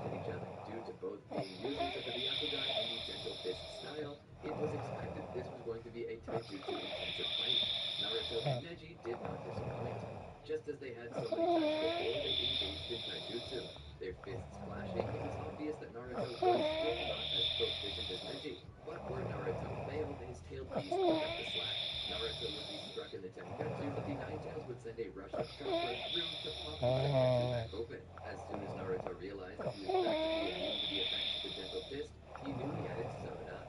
The Gentle Fist was Neji's greatest strength, and now Naruto had the perfect defense against it. Naruto would brush his head off. Neji would be surprised at the stupidity of Naruto to do this, but would not show mercy. If Naruto was going to throw himself into danger, then Neji would pitch it out. "You disappoint me," Neji said as he struck out at Naruto. Naruto fell to his knees. Many of his tenketsu closed. Naruto smiled. "That's okay, because all I really needed to do was to get you into my range." Suddenly, through his version 1 cloak, he popped open all of the tenketsu and stood. 8 trigrams, 64 palms, Naruto shouted. He began to strike out at Neji, each round getting 2 times faster per repetition. 2 palms, 4 palms, 8 palms, Naruto shouted. As each strike hit, Neji couldn't help but wonder how he negated the Gentle Fist. 16 palms, 32 palms, 64 palms. Neji was sent flying back and left in pools in the dirt, his entire body unable to move. Barely able to talk, he spoke. "You cheated," Naruto smiled. "I told you, I wasn't gonna hold back. And I have techniques beyond just the Gentle Fist. I'll give it to you, your Gentle Fist is better, but I simply have a strong defense against it that I'd be stupid not to use." And with that, the battle was over. The following match would see Sasuke facing off against Gaara. Gaara's sand shield was strong, near impossible to get through, but due to learning the Chidori from Kakashi, Sasuke managed to pierce the shell. Drawing blood, Gaara couldn't help but panic. This had never happened to him before. Having a mental breakdown right then and there, he attempted to escape. It was then that Kabuto cast a Genjutsu on Sasuke and Sakura, both of which managed to avoid it. Naruto, however, fell under. When he woke up, Sakura was beside him. "Naruto! Naruto! Sasuke left to take Gaara. You need to go help him. I know he's strong, but I can't help but feel that he helps survive against all 3 of them." "3?" Naruto asked. "Gaara and his siblings. You have to go help him." Naruto nodded. Standing up, he realized that the entire village was under attack. Gaara must have done something. What? Naruto needed to understand. So he chased after them. It seemed that Gaara's siblings were currently facing off against other shinobi, but all the same, Sasuke had been defeated. Naruto looked deeply into Gaara's eyes and saw nothing but pure insanity there. Destructive. Hateful. Naruto had no idea what to call it. Activating his own version 1 cloak, he faced off against Gaara, realizing that he and the boy were far more similar than they had feared. As Gaara's frustration at being matched by Naruto grew, he decided to cast himself under Genjutsu to allow the beast within to escape. Naruto couldn't let this out because he knew that if he did, it might destroy the village and leave him dead.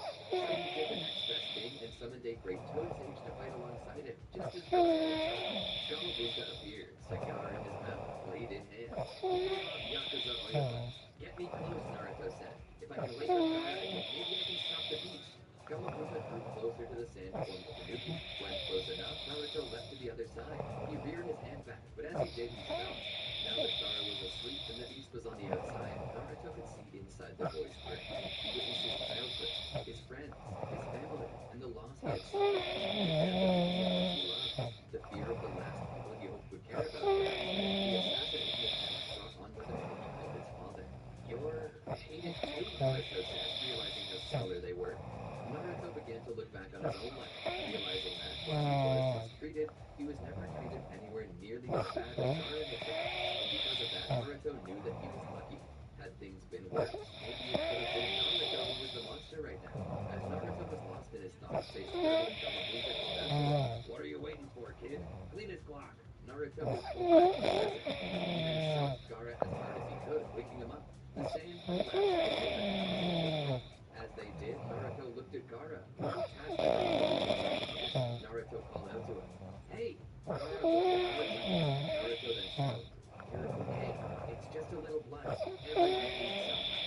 Gaara continued to look at him as Naruto displayed a form of kindness in his eyes that Gaara hadn't seen in a long time. "I take it you've been bleeding for a long time." "Here." Naruto pointed to his own heart. "You're different. People don't like you because of it." Tears started to flow from Naruto's eyes.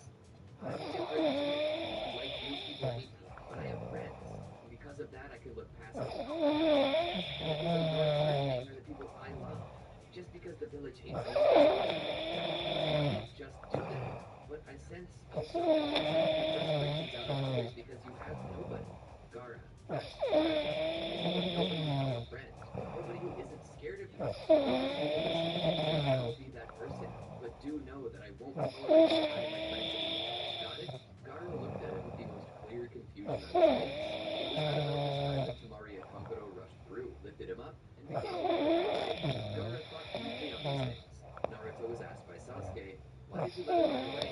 And Naruto simply replied, "I didn't. The aftermath of the Konoha saw the village in disarray. The infrastructure was ruined and the Hokage was dead. This resulted in Naruto having to help Jiraiya bring back a suitable candidate, which the Konoha council decided was Tsunade. But as Naruto did this, Sasuke would have another encounter with Itachi, which would leave him hospitalized. When Tsunade returned to the village to be Hokage, Sasuke recovered more quickly, but the trauma was fresh. The Sound Four knew that Sasuke was in a vulnerable position, so they came to him at night and attempted to convince him to leave them, something Sasuke eventually did. Sakura would inform him to rescue him. Naruto would head this mission alongside Choji and Neji. As they gave chase, Naruto's and they managed to catch up. Each member of the Sound Four already down, but in an effort to keep Naruto close, he dared his members of the Hokage to stay behind to deal with members of the Sound Four. In the end, they did catch up and found Sasuke, but instead of joining up with them, he fled again. Naruto was confused. He went to give chase again, but standing in his way was Kimimaro, the former leader of the Sound Four. Naruto was sure he was going to have to fight him until Rock Lee showed up. Naruto was surprised given the wounds Lee had sustained facing Gaara, but Lee declared himself 100% recovered in combat. Naruto trusted Lee and went off. Naruto would catch up with Sasuke at the Valley of the End. Sasuke said he refused to go back to the village. Why? Naruto demanded. Because I'll never go to the village, but in a few moments, nothing but these samples. Orochimaru has done more for me than all of my years of training, Sasuke said. I have to get stronger, Naruto, and I have to move quickly. Naruto stepped in closer. Itachi, your entire future is based on killing him. That's not fighting. You live for no other purpose than hatred. You'll never understand, Sasuke. He turned back to look at Naruto. Help me understand. Naruto looked into Sasuke's eyes and witnessed everything. In his last encounter with Itachi, Sasuke had been cast as a shipbuilder. Itachi had forced Sasuke to live through the killing of his parents again. He left that pain en route for years until he awakened again. Sasuke was fractured. He grabbed his head. Get out! Get out! Naruto to the ground. I never gave you permission to go in there. I told you I did. Naruto tried to defend himself as Sasuke punched him. He raised his arms to protect his head, but he couldn't protect his kidneys as Sasuke caught him a good punch. His defenses broken. Naruto was punched by Sasuke. Sasuke only stopped punching when he saw Naruto's face. Naruto smiled with compassion. So much. You have no idea, Sasuke whispered, his emotions highly strung, tense as a guitar string a half twist away from snapping. I do understand, Naruto said. You have no idea, Sasuke said as he punched Naruto in the face. You have no idea what it's like to lose a family. You never had one. I did, and I had to struggle with that loss every day. Sasuke punched him again. Naruto's whole lip and nose. I do.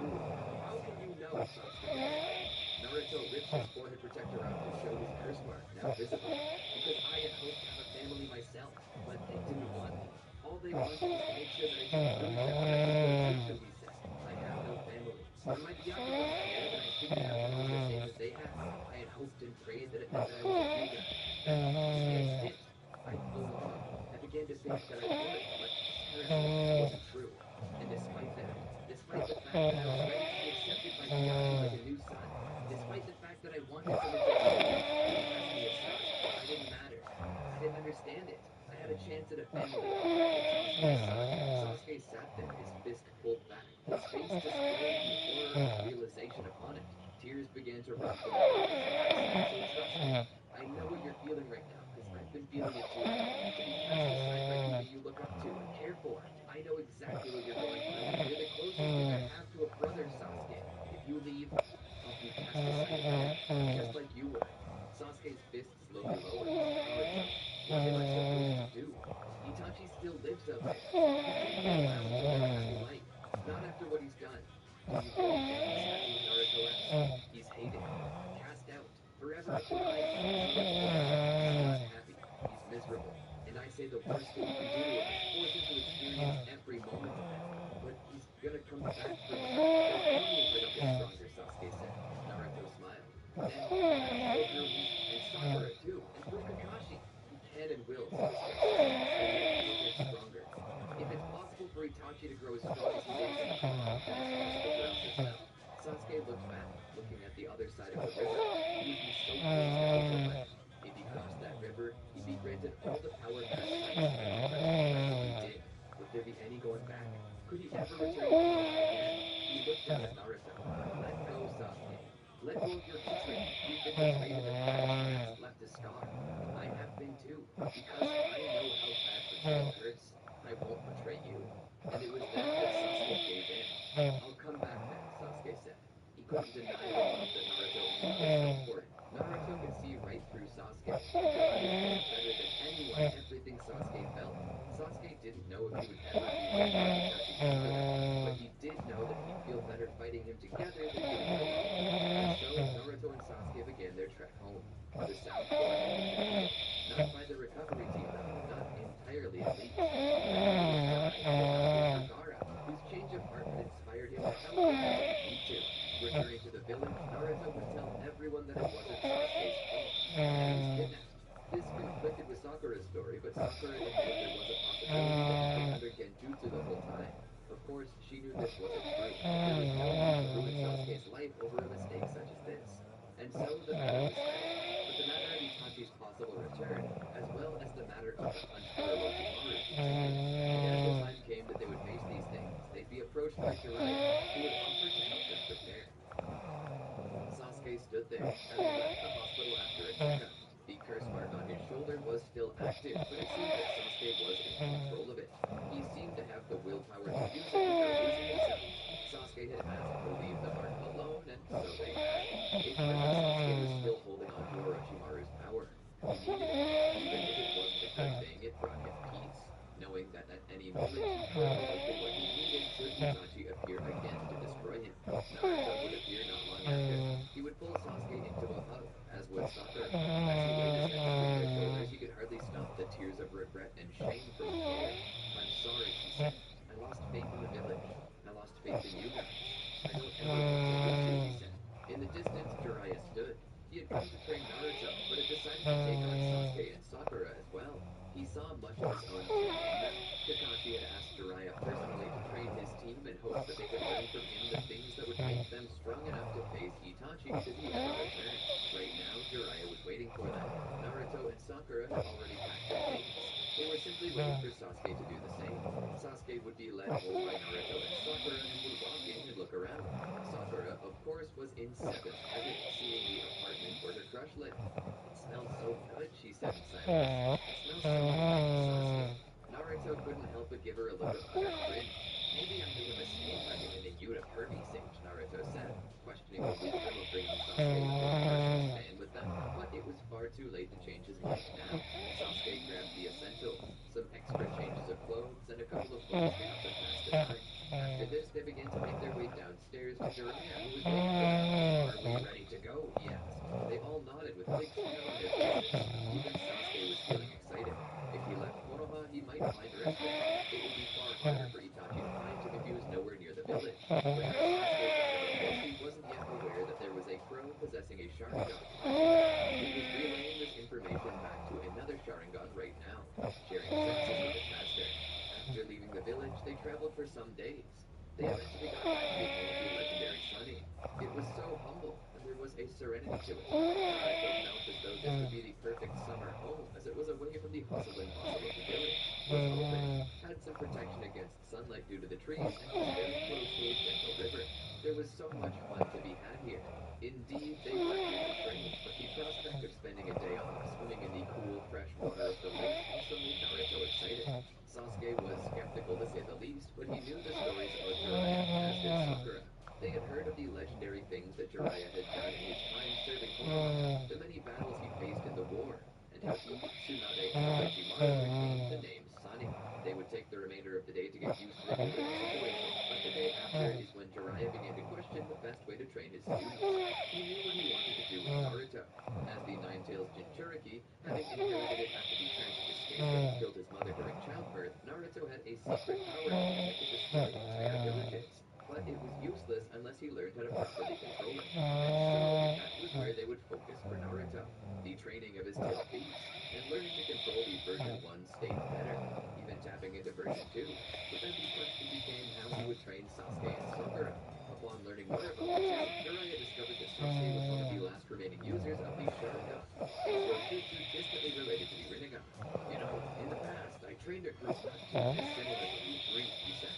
One was a happy-go-lucky boy with dreams. Another was a bit of a sensitive fellow with a melancholic disposition and was a user of the Rinnegan. And lastly, I trained a girl just like Sakura, who despite her outer personality had a very original nature. What I taught them was that everything from your skills to your passions was a possible path for their Shinobi way. Since Konan loved origami, I taught her how to use it in ninjutsu. Creativity is key. I can see that the three of you have a rich creativity. I look forward to helping you out. Since Naruto will mostly be training how to control his beast, I need to determine what I'll help you two train with. As he looked Sasuke over the shoulder, he noticed a 3 pattern on his shoulder. What's that? He asked, pulling Sasuke's shoulder down to get a better look. It's the curse mark Orochimaru gave me. Oh? What are the things? I can show you if you want. Sasuke stepped over to the side and began to visualize. Black markings began to cover every inch of his skin as his chakra took on new properties. He could further transform by digging deeper into the well of power he had. Wow, that chakra. It feels like sage chakra. What's that? Sasuke asked. Jiraiya began to explain that in the ancient past, there was a martial art that many believed to be the originator of modern-day ninjutsu. It's a senjutsu. When a shinobi becomes one with nature, they can take it in themselves, take it or brings it directly into itself. Not only does it increase your strength, but it increases your stamina, Jiraiya said. This appears to be very similar to the Snake Sage mode taught in Ryuchi Game, though it seems to be using a different medium. I'd be careful with it, Jiraiya said. I sense within it some of Orochimaru's own chakra, and if that's there, then he must have a purpose for it. But other than this, I think it can help you grow if you use it correctly. That being said, focusing on that and upon your Sharingan's deployment could be very well the path you take. What about me? Sakura asked. Jiraiya stopped by her. Well, what can you do? I know about Sasuke and Naruto, but what about you? Sakura spoke. Well, I've been told that my strongest points were chakra control and my intelligence. I also have some greater experience with Genjutsu. Jiraiya was taken aback by these things. These were the same traits as Tsunade. He smiled and then spoke. Those are very powerful traits, he said. With them, I could see you gaining control over the new techniques. I would offer to teach you some of what Tsunade knew, but I'd be remiss if I were to say I know everything to the extent that she does. I don't really know the strength of a hundred seeker, nor do I know the deepest parts of medical ninjutsu, but I can train you in other things. He went back inside for a moment and eventually returned and laid down on the table a set of various medical books. These were gifted to me by Tsunade. Some even contained notes that she took, if not better than the techniques described. I was always self-destructive, and she thought that if I learned what was in there, I'd be able to heal myself. Did you ever use them? Sakura asked. Jiraiya smiled. Not for anything more than to keep my coffee table level. I can also give you various Genjutsu-based abilities that I've come across. But beyond that, I'd like to give you the crown jewel of abilities that I have. To be able to keep up with Naruto's tailed beast cloaks and Sasuke's curse mark stages, I'd like to give you access to the same sage mode that I utilize. If you can master these things, you'll become a shinobi of renown. One so powerful that you could surpass even us legendary Sani. Sakura was intrigued. The idea of becoming strong enough that she could surpass the most legendary shinobi in the village outside of the Hokage, even greater than the current Hokage who was a member of the Sani. As amazing as this sounded, though, Sakura couldn't keep her mind off the idea that she might impress Sasuke. Jiraiya couldn't help but stare at Sakura as she spaced out. He looked to Naruto and Sasuke. Naruto spoke. Don't worry about her. She does this a lot. A lot? Jiraiya questioned. A bit of an awkward silence passed before Sasuke's eyes rolled up into his head as he nodded. Yeah, a lot. I see, Jiraiya said as he stepped back. Well, it's time for us to actually get started on training. So, you need to come back to us, Sakura. She continued to daydream. Naruto spoke. Don't bother. She's gonna be there for a while. So, for the training, he taught them all how to make use of the Rasengan. When he saw the Chidori that Sasuke used, Jiraiya couldn't help but notice how similar they were. Upon hearing that it was the brainchild of Kakashi, Jiraiya understood. Chances are he tried to add a chakra nature to the shape manipulation, Jiraiya said. That was the next logical step in the Rasengan, but from the looks of it, it failed. It became an impressive technique, yes, but seems to take a lot of chakra to use. Mastery of the Rasengan could offer similar results for less chakra. And then, if you can manage to apply a nature transformation to it, then you might be going somewhere. Can you apply a nature transformation to it? Naruto asked. Jiraiya thought about it. Kinda. It was something Minato and I had worked on for a while, but could never truly complete. I managed something, although it's not exactly what we had envisioned. Jiraiya began to show them. He formed a Rasengan in his hand before spewing fire release onto it. This is my fire release Great Flame Rasengan. It's hard to do, and I fear this may be the closest I ever come to adding a nature transformation to the Rasengan, but it's not bad if I do say so myself. That being said, with proper control, you might add your own nature transformations to it, and maybe one day you'll reach the completed form of what Kakashi had always envisioned the Chidori to be. So they began to practice. First step was rotation, so he gave them water balloons. Sakura possessed the skill required to master this step before anyone else did. This was quickly followed by Naruto, and lastly by Sasuke, who always had issues controlling his chakra due to his emotional states. Sakura had a good leg up on them, but was bogged down in the second stage, that being power, in that she needed to have the chakra volume to pop a rubber ball that she was given. Here, she got stuck with Naruto and eventually even Sasuke catching up with her. Naruto would surpass her due to his increased chakra reserves, followed by Sasuke who would surpass her again. After this came containment, where they had to do it all at the same time, increasing their chakra while controlling it, keeping it in the sphere and keeping it rotating. This was something that Sasuke eventually completed first. You see, he had mastered the first two steps, even though he was slow on the uptake. But due to his prodigious nature, he managed to put them both together at the same time more quickly than Naruto and more quickly than Sakura, who was still struggling with step 2. By the end of it, Sasuke had beaten them. He formed his own Rasengan by himself, with Naruto quickly behind him. Sakura would feel upset that she was left in the dust. This would spark a flame in her of determination that would allow her to pop them all. When she had popped it, she moved on to the next stage and began working on applying both previous steps into a final technique. She would then also manage to complete the Rasengan. They would move on to learning to control their power uptake, with Sasuke training his curse mark to properly control it. This wasn't his previous experience. He wasn't required to sit still and gather chakra like Sakura was, nor was he required to partner with a malevolent being for more power like Naruto. So he used that extra time to continue working on his nature transformation Rasengan. He was attempting to add lightning release to it. Naruto was faithful in his usage of the version 2 cloak and eventually switched over to the same training Sasuke was doing. Sakura was working along with Sage Mode. Considering how well she controlled her chakra, Jiraiya knew that she would be a perfect candidate for this technique, as Sage Mode required incredible chakra control to use. And for Sakura, whose whole thing was chakra control, it meant that she was quick to pick it up. Getting into a point that Jiraiya couldn't keep up with her. Jiraiya began to wonder if Sakura secretly had more potential than all of them. Once Sakura understood the dangers of Sage Mode and how to mitigate them, she practically mastered it. He was amazed by her. After this, though, he proceeded to join Naruto and Sasuke in completing their nature transformation Rasengan, working on something research. Naruto was the first to complete his via the usage of Shadow Clones, though his version of the technique damaged his arms to use. Sakura knew that whatever she did, she didn't want it to end up as useless as Naruto's. At least useless currently, until he could figure out a way to not accidentally maim himself while using it. Sasuke, on the other hand, took a bit longer, but what he created was far more useful. He created Rasengan Ikazuchi. It functioned similarly to Chidori, but instead of boosting his speed in any one direction, it just boosted his speed in general before striking a user and sending a bolt of electricity through them on top of everything else. Sasuke likened it to holding a ball of pure lightning in his hand, and it sounded like it. The moment he struck something with it, there was a loud crack of thunder, hence where it got its name. Whatever he struck appeared like it had been hit by lightning. It was a technique